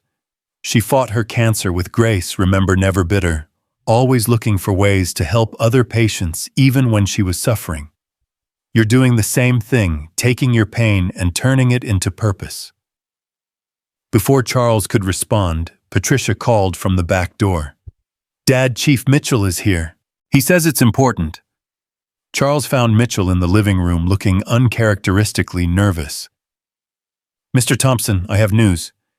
The City Council has approved funding for our reform program, but there's a condition. They want you to serve as Civilian Oversight Director." "I'm 78 years old," Charles protested. I can barely manage my own daily routine, let alone oversee a city program." "It would be part-time," Mitchell assured him. "Mostly advisory. But your name attached to this gives it credibility that no one else could provide. You've become the face of this issue whether you wanted to be or not." Charles looked around the room at the expectant faces, his children, Angela, Chief Mitchell. Through the window he could see neighbors gathering on the sidewalk, drawn by the unusual activity at the normally quiet Thompson residence. "Can I think about it?" Charles asked. "Of course. But Mr. Thompson, I should mention that Officer Daniels has already submitted his first training module. It's remarkable, brutally honest about the culture and mindset that leads to incidents like this. With your oversight and his inside perspective, we could create something truly transformative." After Mitchell left, the family gathered for dinner, Chinese takeout, eaten on paper plates, because no one had energy to cook or wash dishes. The fortune cookies at the end seemed particularly apropos. Patricia's read, "Great changes begin with small steps." Roberts said, "Courage is not the absence of fear, but action in spite of it." Charles's fortune made him pause. The teacher appears when the student is ready. "I think I'm supposed to be the teacher in this scenario," Charles mused. "But I feel more like the student learning about systems and racism and reform movements I never had to think about before." "Maybe you're both," Patricia suggested. "Maybe that's what makes you perfect for this role you're learning, as you go just like everyone else." That night, unable to sleep, Charles found himself at his computer, reading through the training module Daniels had submitted. It was indeed remarkable, a raw, unflinching examination of how police training emphasizes danger and control over community and compassion. Daniels wrote about the warrior mentality versus the guardian mentality, about how fear becomes institutionalized and passed down from veteran officers to rookies like a toxic inheritance. One passage particularly struck Charles. "I approached Mr. Thompson that morning, not as Ryan Daniels' individual human being, but as Officer Daniels' armed representative of authority. I saw his age not as deserving respect, but as potential vulnerability to exploit. I saw his questions not as reasonable, but as challenges to my power. I saw his presence not as a citizen enjoying public space, but as a problem to be solved. This transformation from human to enforcer doesn't happen overnight. It's a slow erosion of empathy, reinforced by training that emphasizes worst-case scenarios and us versus them dynamics." Charles printed out the module and made notes in the margins, suggestions for expansion questions to explore deeper. Without realizing it, he had begun the work of oversight director. The next morning brought a surprise visitor. A tall, distinguished-looking black man in his 60s stood at Charles's door, introducing himself as Reverend James Crawford from the Greater Oakwood Baptist Church. "Mr. Thompson, I've come to offer our church's support for your reform efforts. But I've also come with a warning." Charles invited him in, curious about the warning. They sat in the living room, and Reverend Crawford got straight to the point. "What you're doing is admirable, Mr. Thompson, but you need to understand that not everyone in the community agrees with your approach. Some see your willingness to work with Officer Daniels as a betrayal. They wanted to see him punished severely, made an example of. There's talk of protests not against the police, but against you." Charles felt a chill run through him. He had expected some disagreement with his approach, but active opposition from those he was trying to help hadn't occurred to him. "Who's organizing these protests?" Charles asked. "A group calling themselves Justice Not Compromise. They're mostly younger activists who see any cooperation with police as capitulation. They're planning to picket your house, the courthouse, anywhere you appear publicly." Charles absorbed this information, feeling the weight of it settling on his already burdened shoulders. "And what's your position, Reverend?" Crawford smiled.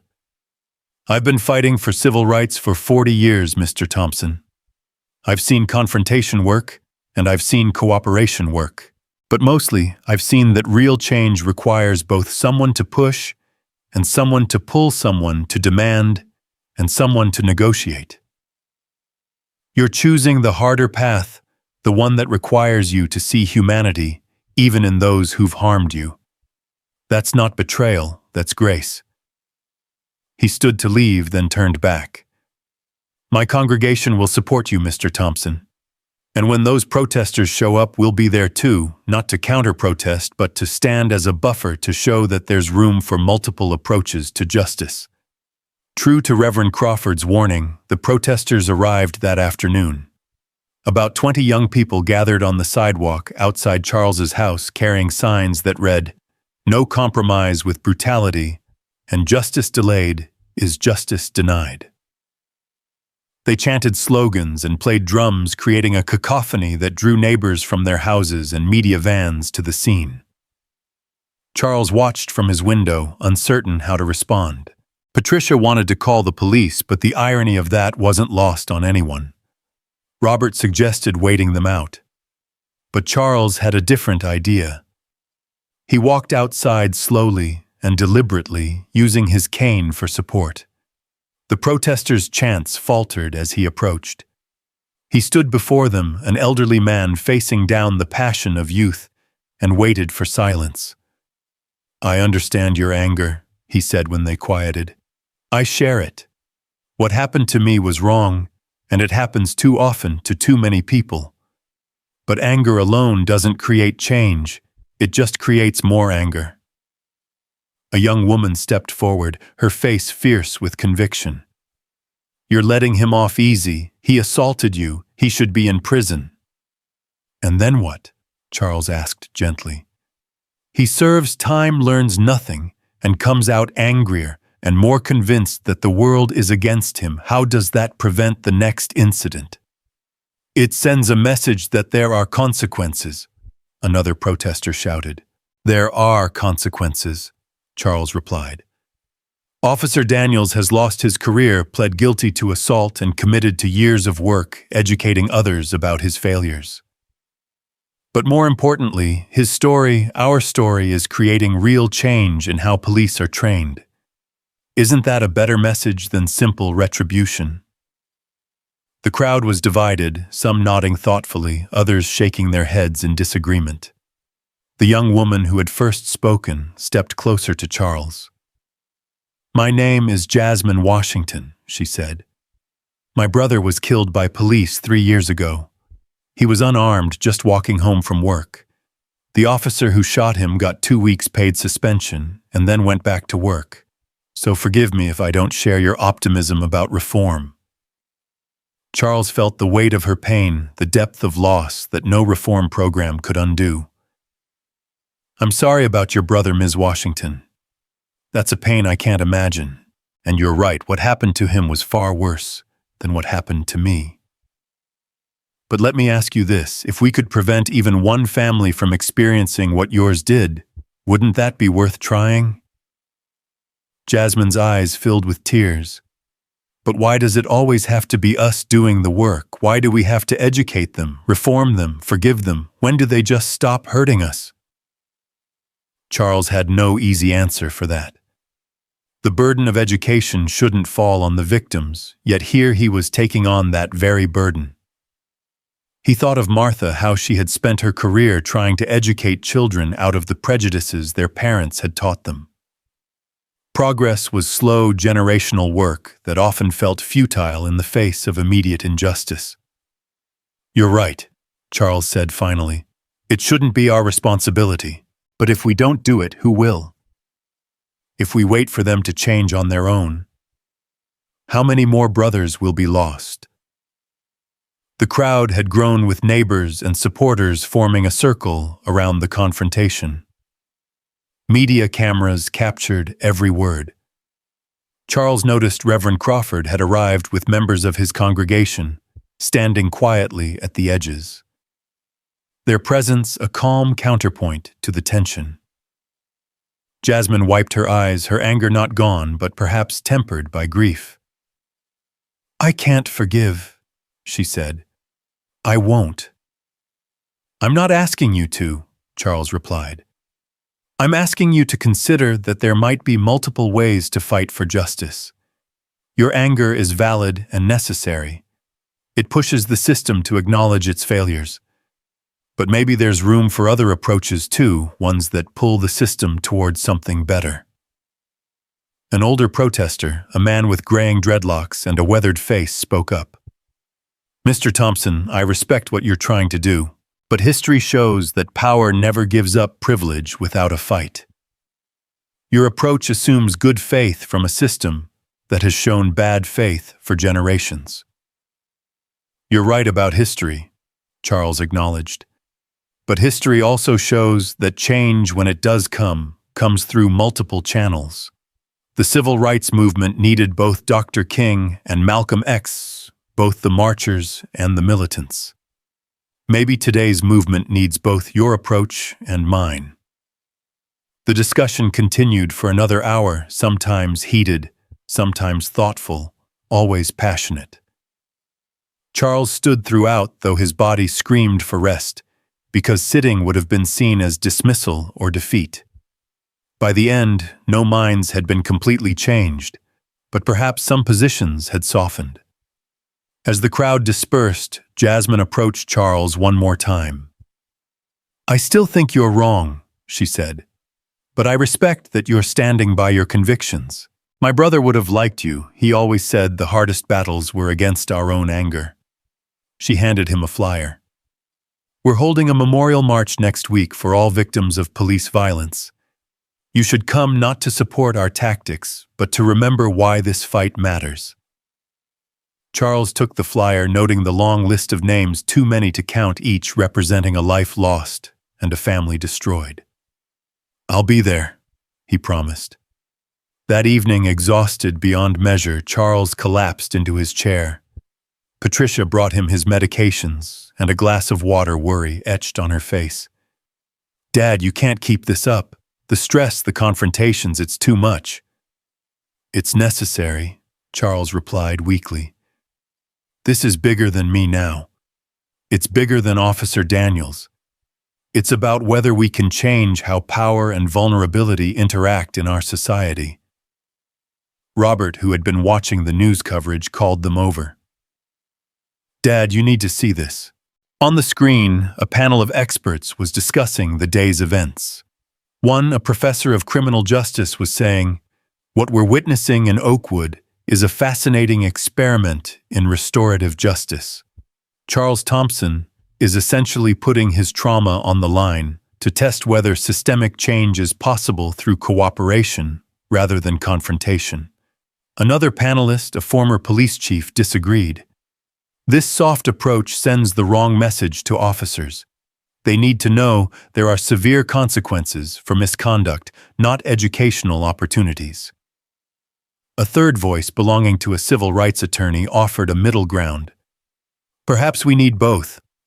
Officer Daniels is facing legal consequences and participating in reform. Mr. Thompson isn't choosing forgiveness over justice. He's expanding our definition of what justice can look like." Charles turned off the television, not wanting to hear any more analysis of his choices. He thought about the young woman, Jasmine, and her murdered brother. He thought about Officer Daniels wrestling with the realization of what he'd become. He thought about all the elderly people who had reached out to share their own stories of dismissal and disrespect. Most of all, he thought about Martha and what she would make of all this. That night, Charles dreamed of Martha. She was sitting in their garden, her hands covered in soil as she planted new bulbs for spring. In the dream, she looked up at him, with that knowing smile she'd always had when she understood something before he did. "You're planting seeds too, Charles," she said in the dream. "Some will grow, some won't. But you have to plant them anyway, because that's how gardens begin." He woke at dawn with tears on his cheeks and a strange sense of clarity. The morning light was just beginning to filter through his bedroom curtains when his phone rang. It was Chief Mitchell, his voice tense with urgency. "Mr. Thompson, we have a situation. Officer Daniels attempted suicide last night. He's stable now at Oakwood General, but he left a note saying he couldn't live with what he'd done to you and what it meant about who he'd become." Charles felt the floor seem to shift beneath him. He gripped the edge of his nightstand, trying to process this devastating turn. Will he recover? Physically, yes. His roommate found him in time. But mentally, emotionally.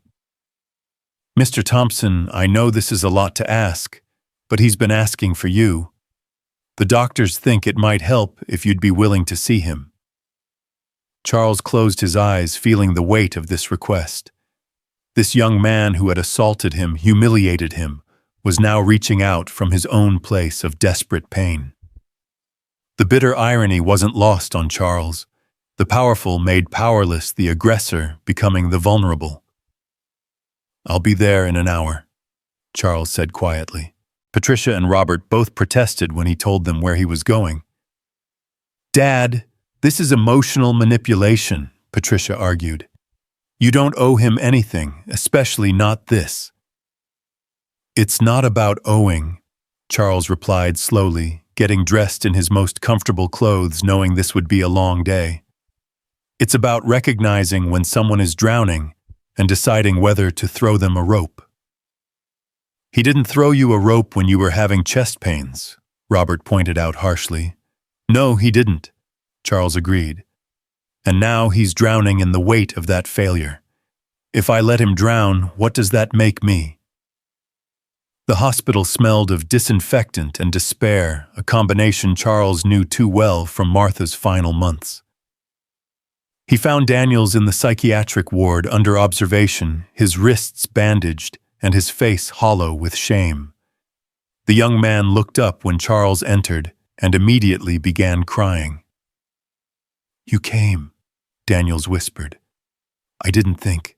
After everything. Why would you come?" Charles lowered himself carefully into the visitor's chair, his joints protesting the uncomfortable seat. "You asked for me. Despite everything that's happened between us when you asked for help, I couldn't ignore that." "I'm a coward," Daniel said bitterly. "I couldn't face what I'd become.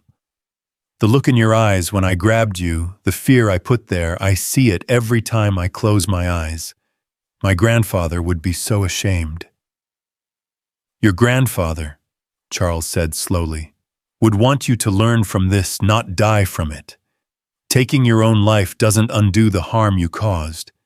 It just creates more harm, ripples of pain extending to everyone who cares about you." "Who could care about me after what I did?" Charles was quiet for a moment, thinking about how to answer this. Through the small window in the door, he could see a nurse watching, ready to intervene if necessary. This young man's life hung in the balance, not just physically, but spiritually, and Charles felt the responsibility of that reality. "Ryan," Charles said, using the young man's first name deliberately, "what you did to me was wrong. It was cruel and unnecessary and born from a toxic mixture of fear and power. But that action, terrible as it was, doesn't have to define your entire existence. You're 26 years old. You could have another 50 years or more to make amends, to become better, to ensure others don't make your mistakes." "How?" Daniels asked desperately. "How do I live with being someone who terrorized an elderly man for no reason? How do I wake up every day knowing that's who I am?" Charles leaned forward, despite the discomfort it caused his back. "You wake up every day and choose to be better than you were the day before. You take the shame you feel and transform it into purpose. You use your story, painful as it is, to teach others. That's how you honor both your failure and your grandfather's memory." Daniels looked at him with red-rimmed eyes. "The protesters are right about me. I should be in prison, not getting second chances. Perhaps, Charles acknowledged. But you're getting a second chance whether either of us likes it or not. The question is what you're going to do with it. Are you going to waste it on self-pity and self-destruction, or are you going to use it to create something meaningful from this mess? A doctor entered, a middle-aged woman with kind eyes behind wire-rimmed glasses. Mr. Thompson, I'm Dr. Sarah Patel. Thank you for coming. Officer Daniels Ryan has been expressing intense guilt and shame. Your presence, your willingness to engage with him despite what happened, could be crucial to his recovery. Or it could make things worse, Charles pointed out. Seeing me might only remind him of his actions. Dr. Patel nodded thoughtfully. That's possible, but Ryan has been saying that he needs to face what he did to understand it, to find some path forward. You're under no obligation to help with that process, Mr. Thompson. What happened to you was traumatic, and your own healing takes priority. Charles looked at Daniels, who had curled in on himself, looking younger than his years, looking lost in a way that reminded Charles of students he'd mentored, who had made major mistakes on projects, who had thought their careers were over before they'd begun. My wife was a teacher, Charles said to both of them. She used to say that the moment when someone recognizes they've done wrong is the most teachable moment of their lives. It's also the most dangerous, because shame can destroy as easily as it can transform. He stood using his cane for support and moved closer to Daniel's bed. Ryan, I want you to listen to me very carefully. Your life has value beyond this mistake. Your story has power beyond this shame, but only if you're brave enough to live it, to tell it, to use it for good. Ending your life ends any possibility of redemption, of growth, of making amends. It would be the ultimate act of cowardice, leaving the rest of us to clean up your mess without your help. The harshness of his final words made Daniels flinch, but Charles could see they had landed with impact. Sometimes he knew kindness looked like hard truth. Will you? Daniels hesitated, then forced himself to continue. Will you help me, not forgive me? I'm not asking for that. But help me understand how I became someone capable of what I did. Help me figure out how to move forward. Charles considered this request. It would mean continued engagement with someone who had hurt him, continued emotional labor he hadn't asked for. But he thought about all the Officer Danielses out there, all the young cops whose fear and power were curdling into cruelty, and he knew his answer. I'll help you, Charles said, but on my terms, at my pace, and with the understanding that this isn't about making you feel better. It's about preventing others from following your path. Relief flooded Daniels's face, followed quickly by renewed shame. I don't deserve this. No, Charles agreed. You don't. But deserving and needing are different things, and right now you need help. More importantly, our community needs you to get better, to learn to teach others. Your failure can become a gift to others if you're strong enough to share it honestly. He turned to Dr. Patel. What's the treatment plan? 72-hour hold for observation, then intensive outpatient therapy. We're treating this as acute stress reaction with suicidal ideation. Ryan will need significant support to process not just the incident, but the entire culture and training that led to it. Charles nodded. I'll coordinate with Chief Mitchell about incorporating psychological support into the reform program. If we're going to ask officers to confront their biases and fears, we need to provide them with tools to handle what that confrontation reveals. As he prepared to leave, Daniels called out weakly, Mr. Thompson, thank you for coming, for not letting me drown. Charles paused at the door. Don't thank me yet, Ryan. The work ahead of you will be harder than anything you've faced. Changing yourself, truly changing, is the hardest thing a person can do. But it's also the most important. Outside the hospital, Charles found a crowd of reporters waiting. Someone had leaked news of his visit, and now cameras and microphones surrounded him. He felt exhausted, overwhelmed, wanting nothing more than to go home and sit in his quiet garden. But he understood that this moment, too, was part of the larger story unfolding. Mr. Thompson, why did you visit Officer Daniels after what he did to you? Can you confirm he attempted suicide? Do you still support the reform program? Charles held up his hand for silence, leaning heavily on his cane.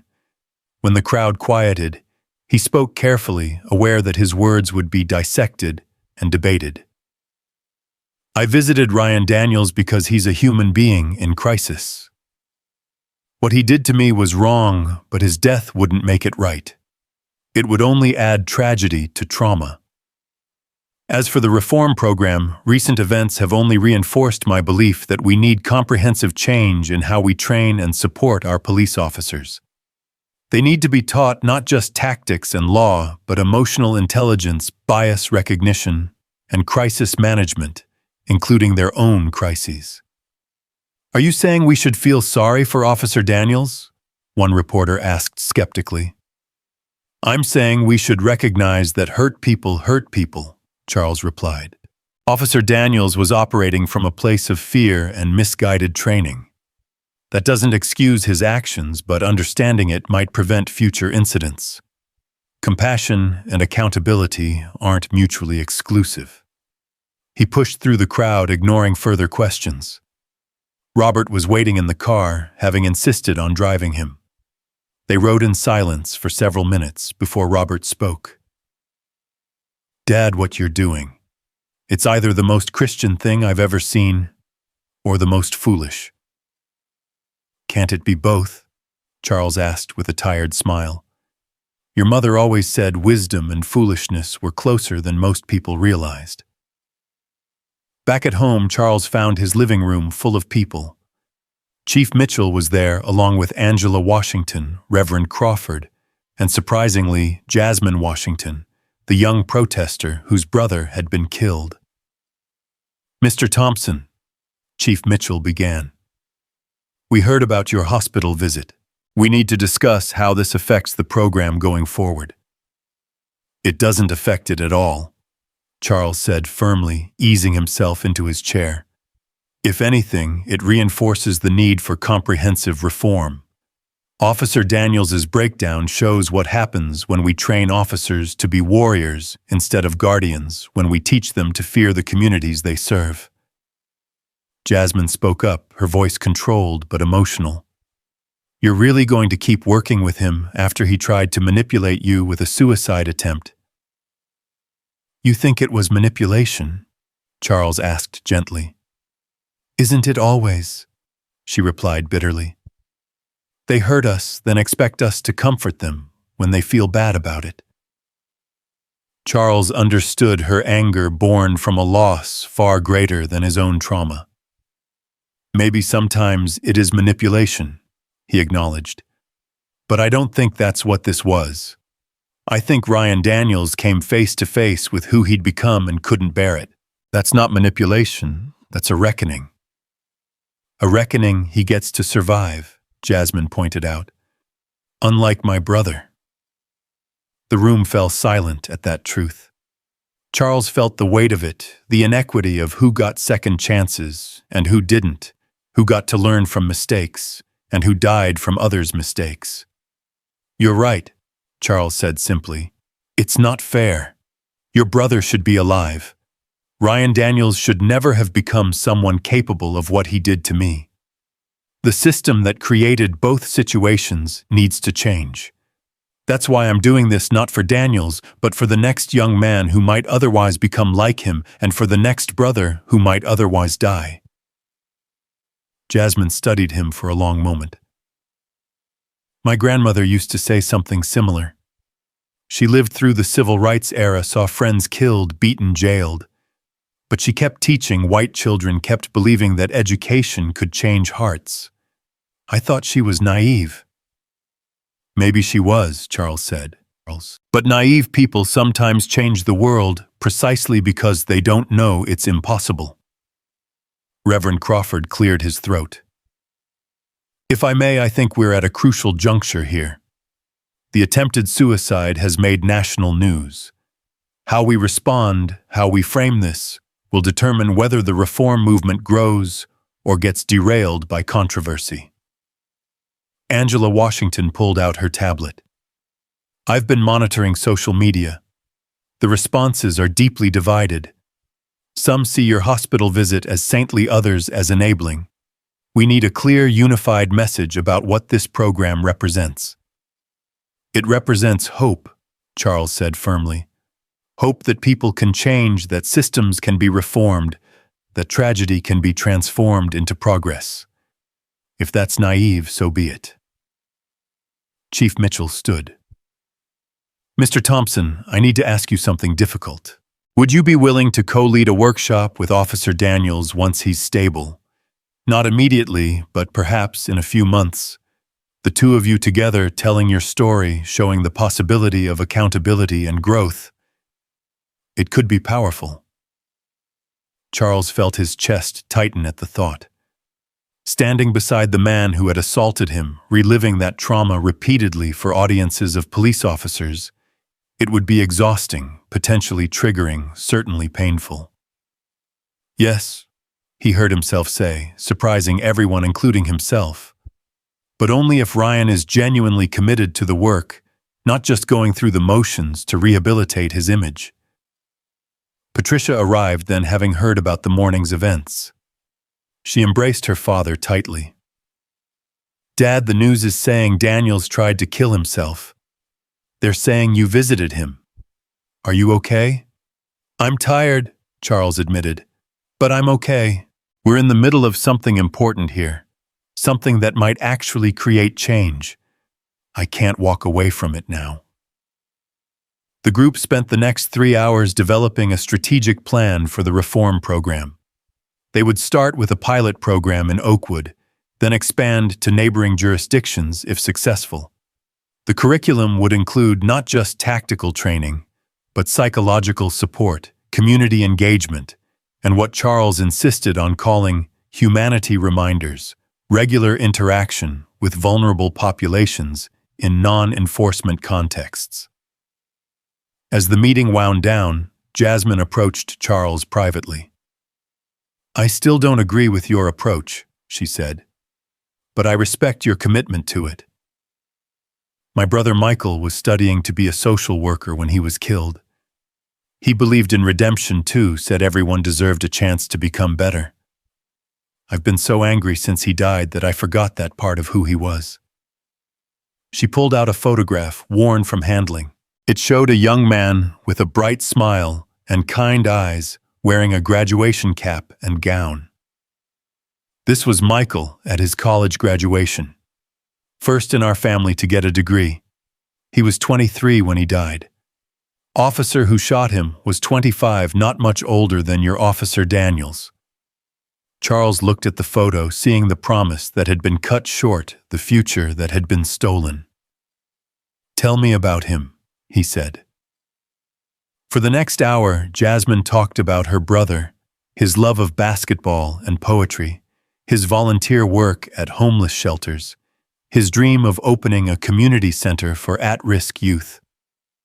Charles listened, understanding that this too was part of the work, holding space for grief, acknowledging loss, remembering the human cost of the system they were trying to reform.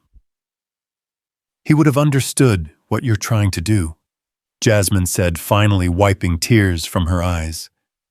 He would have frustratingly, annoyingly understood. He used to say that revenge was just pain looking for a new home, that the only way to break cycles was to refuse to continue them. He sounds like he was wise beyond his years, Charles said. He was. And now he's gone, and Officer Torres, who shot him, is still on the force in another state. There was no chief watching, no video evidence, no accountability.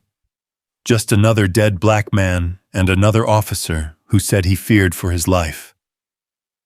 Charles felt the rage on her behalf, the injustice of it all. His own trauma, significant as it was, paled in comparison to the finality of her loss. "Would you consider joining our program?" Charles asked. "Not to forgive or forget, but to ensure other families don't suffer what yours has. Your voice, Michael's story, could be powerful teaching tools." Jasmine considered this. "I'll think about it. But Mr. Thompson, you need to understand, some of us can't afford your optimism. We've buried too many brothers, sons, fathers. Hope feels like luxury we can't afford." "I understand," Charles said, "but perhaps that's exactly why your voice is needed to keep us grounded in the real cost of failure, to remind us what's at stake." After everyone left, Charles sat alone in his living room as twilight descended. The house felt especially quiet, the weight of the day's events settling on him like a heavy blanket. He thought about Ryan Daniels in his hospital bed, wrestling with shame. He thought about Michael Washington, forever 23, in his family's memory. He thought about all the Officer Danielses and all the Michael Washingtons whose paths might cross in the future. His phone rang. It was Dr. Patel from the hospital. "Mr. Thompson, I wanted to update you. Ryan is stable and responding well to initial treatment. He asked me to tell you that he's committed to doing the work whatever it takes. He also wanted me to give you a message. He said, 'Tell Mr. Thompson, I'm going to become someone his wife would have been proud to teach.'" Charles felt tears spring to his eyes. It was manipulative, perhaps invoking Martha, but it was also precisely the right thing to say. Martha would have seen the possibility, and Ryan Daniels would have refused to give up on him even after what he'd done. "Thank you for letting me know," Charles managed to say. That night, Charles couldn't sleep. He made his way to his study and began writing what would become the foundational document for the reform program. He titled it, "Bridges Not Walls, A Path Forward for Community-Centered Policing." He wrote about fear and power, about vulnerability and strength, about the choice between perpetuating harm and interrupting it. He wrote, "Every officer begins as a person who wants to help, to protect, to serve. Somewhere along the way, some lose sight of that initial impulse, replaced by fear, cynicism, and the corrupting influence of unchecked authority. Our task is not to condemn these officers, but to redirect them, to remind them of their humanity and the humanity of those they serve. This is not soft on crime. It's hard on the causes of crime, including the crime of police brutality." As dawn broke, Charles was still writing his arthritis, making each word painful but necessary. He thought of Martha, of her patience with difficult students, her belief that everyone could learn if given the right tools and support. The doorbell rang, interrupting his work. It was Chief Mitchell, looking haggard but determined. "Mr. Thompson, I've been up all night too. The mayor, the city council, they're all watching what we do next. Some want us to distance ourselves from Daniels, completely use his breakdown as evidence that bad cops are just bad people. Others want to use it to excuse his behavior, say he was under too much stress. We need to find a third way." Charles set down his pen, his hand cramping from hours of writing. "The third way is to acknowledge that Ryan Daniels is both responsible for his actions and a product of a system that enabled those actions. We hold him accountable while also examining what created him. We use his breakdown not as excuse or condemnation, but as evidence that our current approach to policing is breaking the police as well as the communities they serve." Mitchell nodded slowly. "You know this is going to be a long, difficult road. There will be setbacks, failures, people who refuse to change." "I know," Charles said. "But the alternative is accepting the status quo, and that's no longer acceptable. Not after what happened to me. Not after what happened to Michael Washington, and so many others." "Then we move forward," Mitchell said. "Together. As Mitchell left, Charles returned to his writing. Outside his window, Oakwood was waking up people beginning their daily routines, most unaware of the work being done to reshape the very fabric of their community's safety and justice. Charles thought about his morning routine disrupted now. For nearly a week, his peaceful bench reading transformed into a catalyst for change. He wondered when, if ever, he would be able to return to that simple pleasure without the weight of what had happened. But then he thought about future mornings when elderly people could sit peacefully in parks without fear, when young officers would see vulnerability as something to protect rather than suspect, when the Officer Danielses of the world would have the tools to manage their fear without transforming it into violence. The phone rang again just as Charles finished another page of his manifesto. This time it was Mayor Rodriguez, her voice carrying the weight of political calculation mixed with genuine concern. "Mr. Thompson, I need to speak with you about the Memorial March next week. The one organized by Justice Not Compromise. City intelligence suggests it could draw thousands, possibly from outside Oakwood. With tensions this high and your situation at the center of it all, we need to coordinate." Charles set down his pen, his tired eyes focusing on the morning light, now fully illuminating his study. "What kind of coordination are you suggesting, Mayor?" "I'd like you to speak at the march. Your voice could help keep things peaceful, channel the anger into something productive rather than destructive." The request hung in the air. Charles thought about Jasmine Washington and her brother Michael, about all the names on that flyer she'd given him. Speaking at their memorial march felt like stepping into a space that wasn't his to occupy. "Mayor, I'm not sure that's appropriate. These families have lost loved ones. I was hurt and humiliated, but I'm still here. My presence might be seen as minimizing their loss." "Or," Rodriguez countered, "it could be seen as solidarity, as someone who survived police violence standing with those who didn't." "Mr. Thompson, this city is at a crossroads. We can either fragment into camps of different approaches to justice, or we can find a way to unite multiple perspectives toward common goals." Before Charles could respond, he heard commotion outside. Through his window, he saw news vans pulling up again and a small crowd gathering.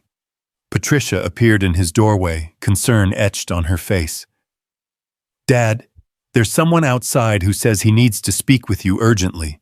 Says he's Officer Daniels's father." Charles felt his stomach tighten. He hadn't even considered that Daniels had family who were now dealing with their own crisis.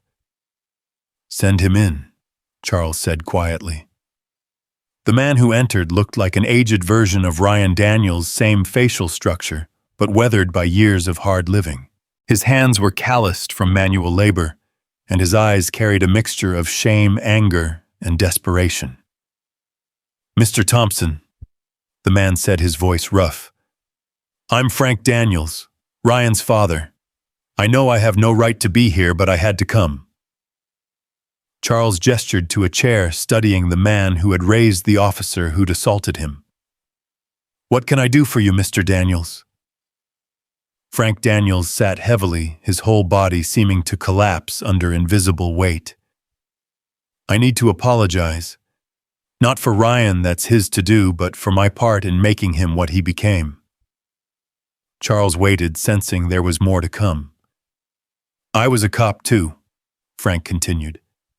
25 years on the force in Chicago before I retired. I taught Ryan that the streets were battlegrounds, that everyone was a potential enemy.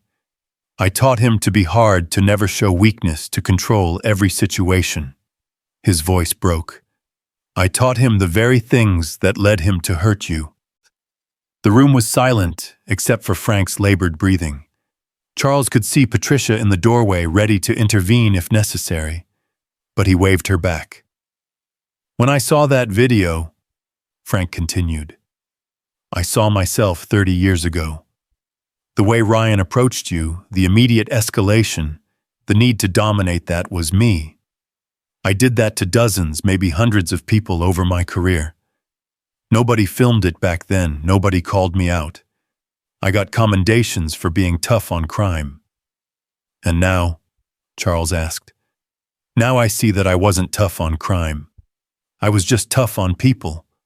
Poor people, old people, anyone who couldn't fight back. Frank looked directly at Charles. My father, Ryan's grandfather, Joe, he wasn't like that. He was a good man, gentle, kind. He died disappointed in me, though he never said it. And now Ryan's in a psychiatric ward because he became what I taught him to be, instead of what his grandfather would have wanted. Charles felt an unexpected sympathy for this broken man confronting the generational damage he'd caused. Mr. Daniels, what are you asking of me? Nothing, Frank said quickly. I'm not asking for anything. I just needed you to know that Ryan's not some anomaly, some bad apple. He's the product of decades of toxic policing culture that gets passed down father to son, training officer to rookie. What you're trying to do with this reform program, it's necessary. It might save other families from what mine is going through. Would you be willing to be part of it? Charles asked. Your perspective, as someone who lived and taught that culture, could be valuable in understanding how to change it. Frank looked stunned. You'd want my help after what my son did to you. I want anyone's help who's genuinely committed to change, Charles replied. You can't undo the past, Mr. Daniels, but you might be able to influence the future. Frank stood to leave, then turned back. Ryan's mother wanted to come too, but she couldn't stop crying. She wanted me to tell you that she's praying for you for your health and peace. She also wanted me to give you this. He handed Charles an envelope. Inside was a handwritten letter in shaky script. Dear Mr. Thompson, I am Ryan's mother, Linda. I watched the video of what my son did to you, and my heart broke for you, for him, for what we've all become. I raised Ryan to be respectful, especially to his elders. Somewhere I failed. But you didn't fail. You've shown more grace than we deserve. I pray that God blesses you with healing, and I pray that my son becomes worthy of the second chance you're giving him. With deepest regret and gratitude, Linda Daniels. Charles folded the letter carefully, feeling the weight of this family's pain adding to his own burden. After Frank left, he sat with Patricia, both of them processing the morning's revelations. Dad, this is becoming so much bigger than just what happened to you, Patricia said. It's becoming about entire family systems, generational trauma, institutional culture. Are you sure you want to be at the center of all this? I don't want to be, Charles admitted. But want and need are different things. If my experience can be the catalyst for examining these deeper issues, then I have to see it through. The next few days passed in a blur of meetings, planning sessions, and media appearances that Charles tried to limit, but couldn't entirely avoid. The Memorial March was approaching, and the city held its breath, uncertain whether it would be a peaceful demonstration or the spark that lit a larger fire. 3 days before the march, Charles received an unexpected visitor. Dr. Patel arrived with Ryan Daniels, who was being released from psychiatric hold into outpatient treatment. The young man looked fragile, hollow-eyed, but more present than he'd been in the hospital. Mr. Thompson, Daniels said, his voice barely above a whisper. Dr. Patel thought it would be helpful for my recovery to speak with you if you're willing. But I understand if you're not. Charles studied the young man who had caused him such trauma. Without the uniform, without the aggressive stance, Daniels looked like what he was, a confused, broken young person who had lost his way. Sit down, Charles said, gesturing to his living room. Both of you. They sat, and for a moment no one spoke. Finally, Daniels broke the silence. My father came to see you. He did. He told me what he said about teaching me wrong. He's right, but that doesn't excuse what I did.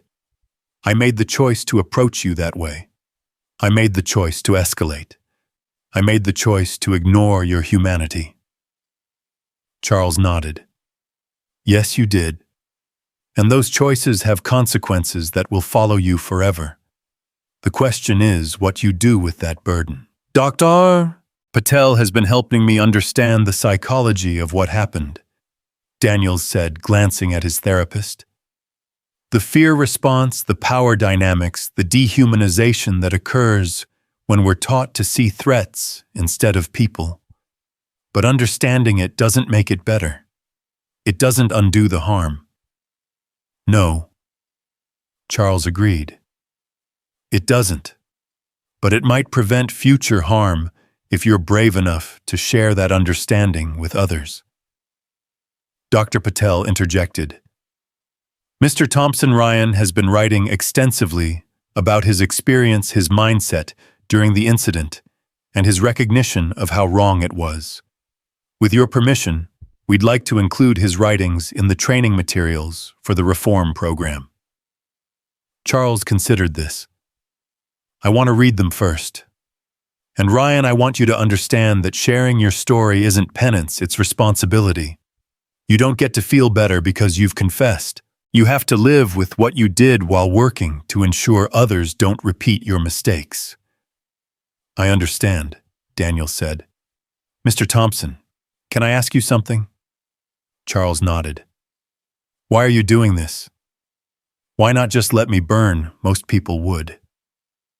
Charles was quiet for a long moment, thinking about how to answer. My wife Martha was a teacher.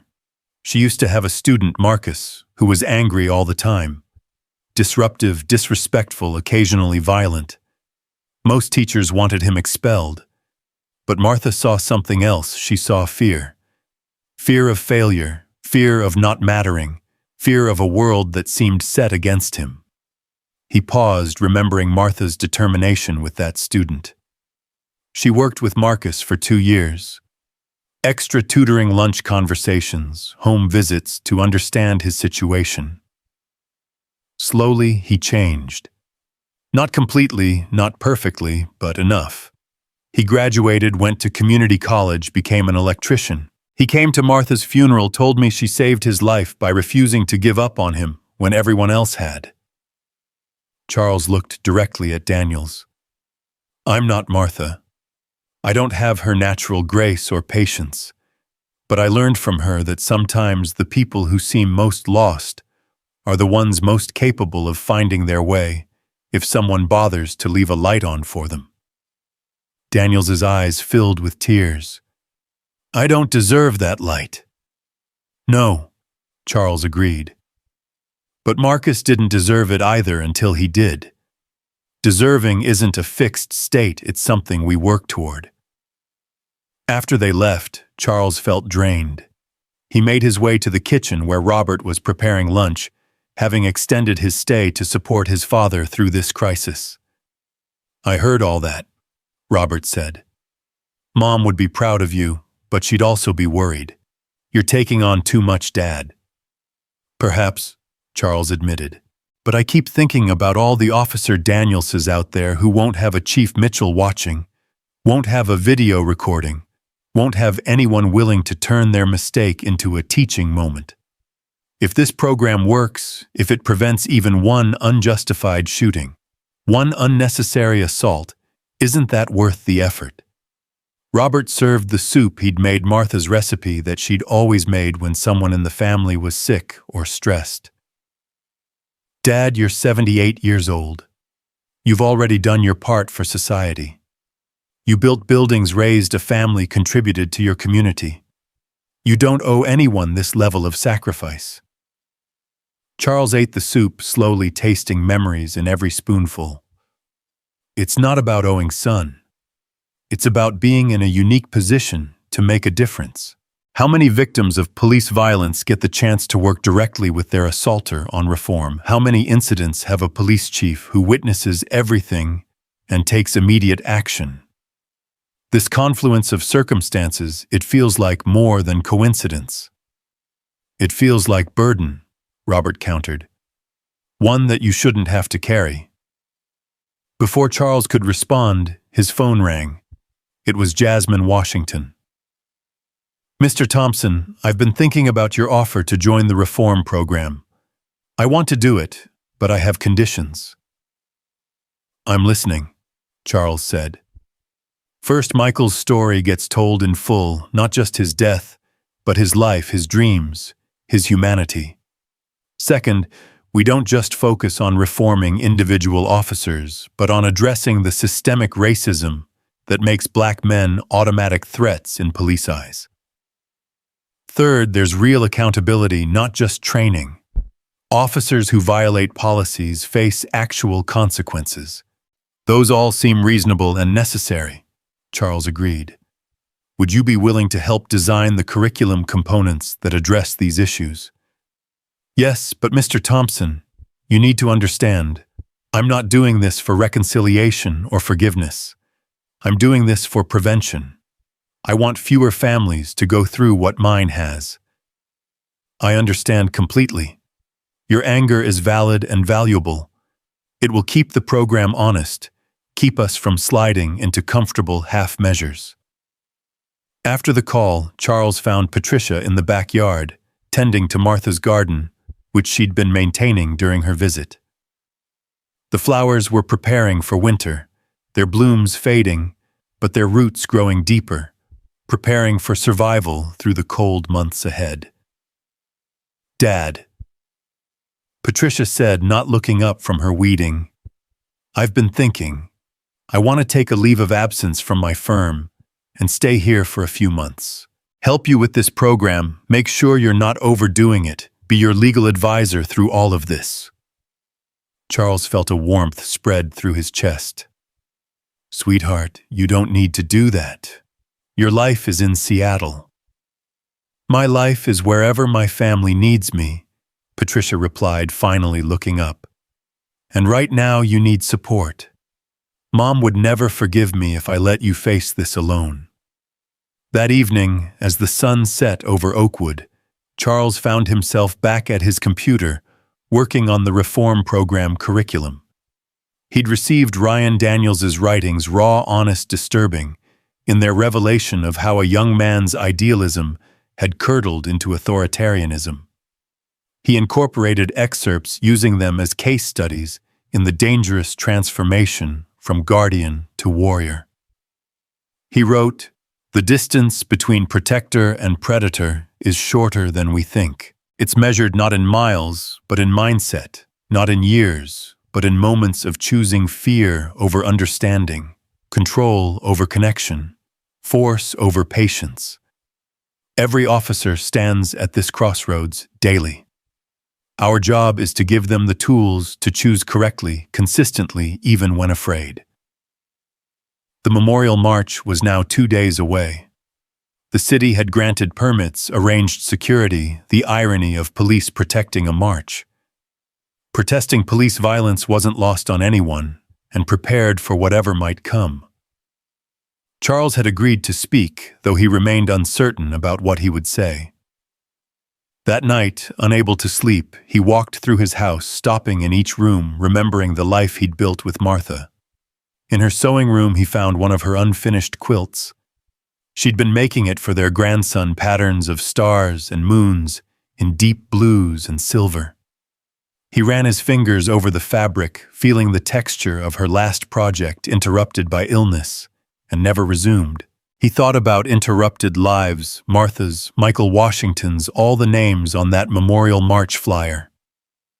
And he thought about interrupted potential Ryan Daniels' career, his idealism, his chance at being one of the good ones. The whole situation was a series of interruptions, breaks in the fabric of what should have been. But Martha had taught him about quilting, how broken pieces could be sewn together to create something new, not perfect, but functional, even beautiful, in its imperfection. Perhaps that's what this reform program was, an attempt to quilt together broken pieces of community trust, police culture, and human dignity into something that could cover and protect rather than expose and harm. The next morning brought final preparations for the march. Charles met with Reverend Crawford, Mayor Rodriguez, Chief Mitchell, and the organizers from Justice Not Compromise. The tension in the room was palpable, different groups with different agendas trying to find common ground. "We need to be clear," one of the young organizers said firmly. "This march is about the dead, the victims. It's not a platform for police reform or reconciliation. It's about demanding justice for those who can no longer demand it themselves." "I understand," Charles said. "My presence isn't meant to overshadow that purpose. If anything, I want to amplify it by connecting my experience to theirs, showing the continuum of police violence from harassment to homicide." Jasmine spoke up. "Mr. Thompson's right. His story doesn't diminish ours, it validates it. He's proof that police aggression isn't limited to young black men. It affects anyone seen as vulnerable or other." Mayor Rodriguez added, "The city is watching this march closely. How we handle it, how we channel the emotions it raises, will determine whether we move toward healing or deeper division." "Healing," one of the young organizers said bitterly, "requires acknowledgement of harm. Has the city acknowledged the harm it's caused? Have the police?" Chief Mitchell leaned forward.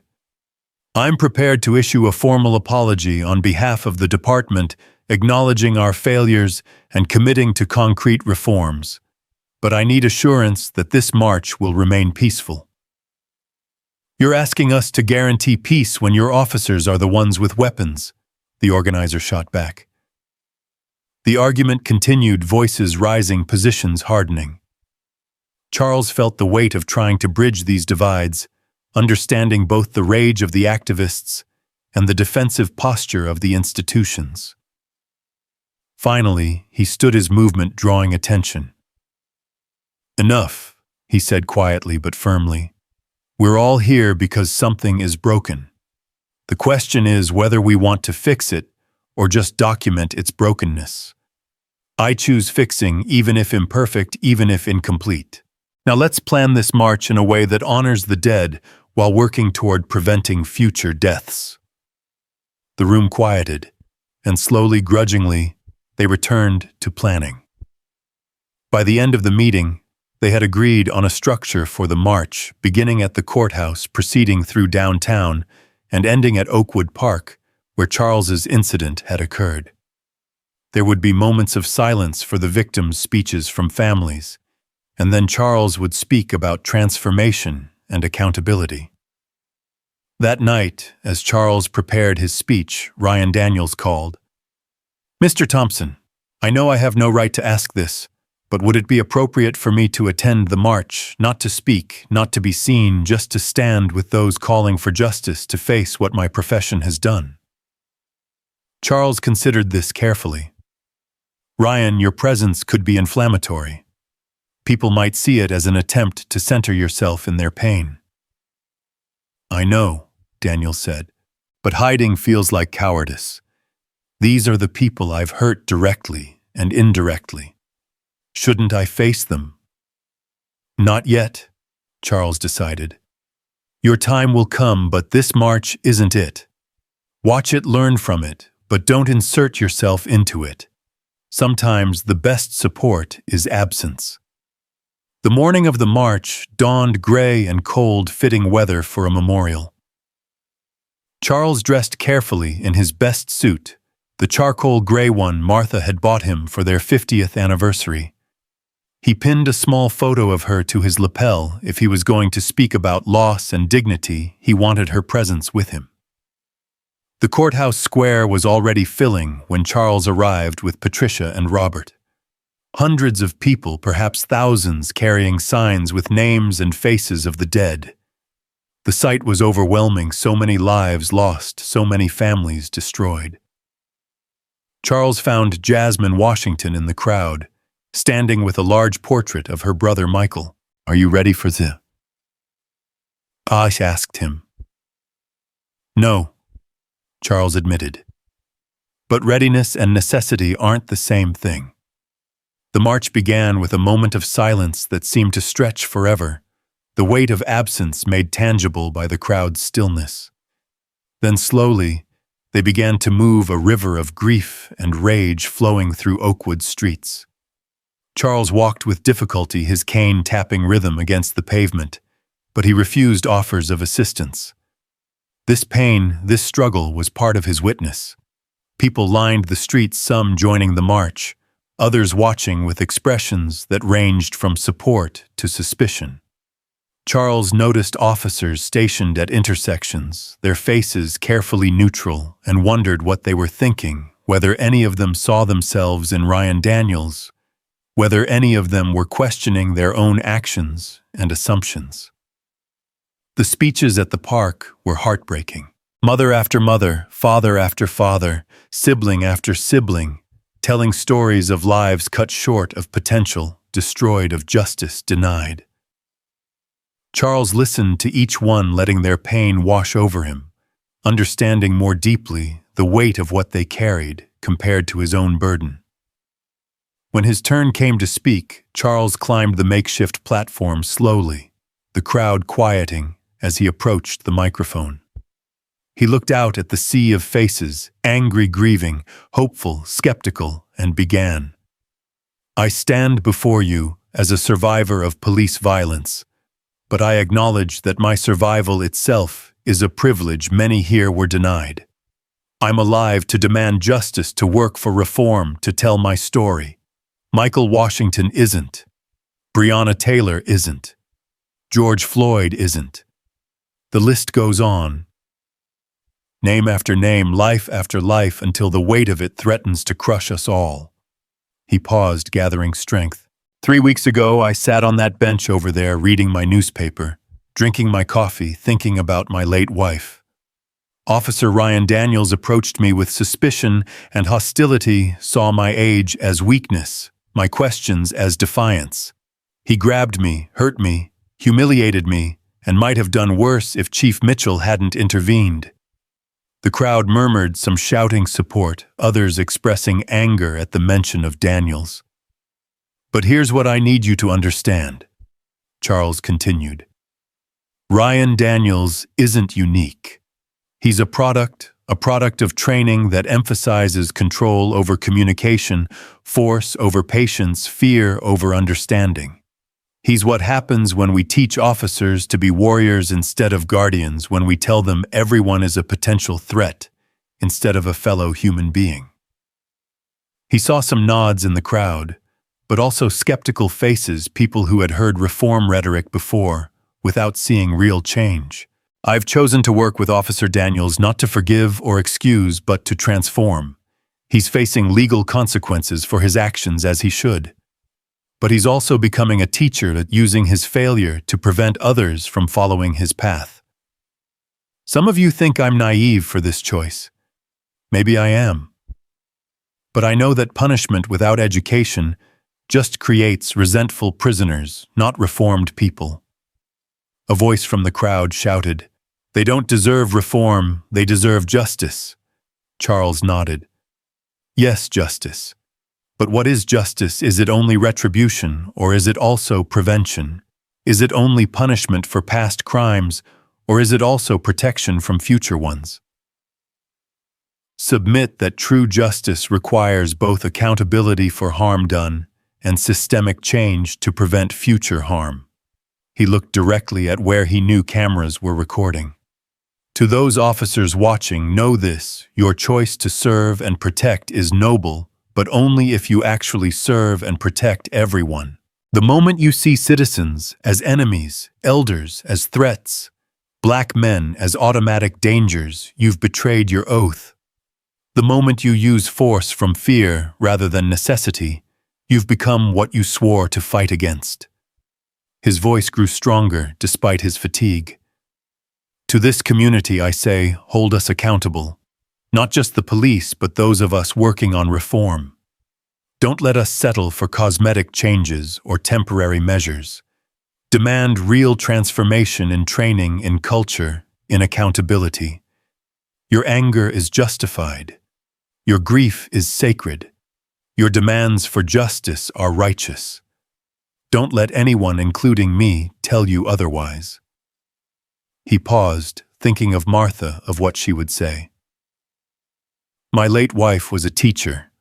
She used to say that the hardest students to reach were the ones who had already decided they knew everything. The police culture in this country has decided it knows everything about danger, about control, about safety. It's wrong, and that wrongness is killing people.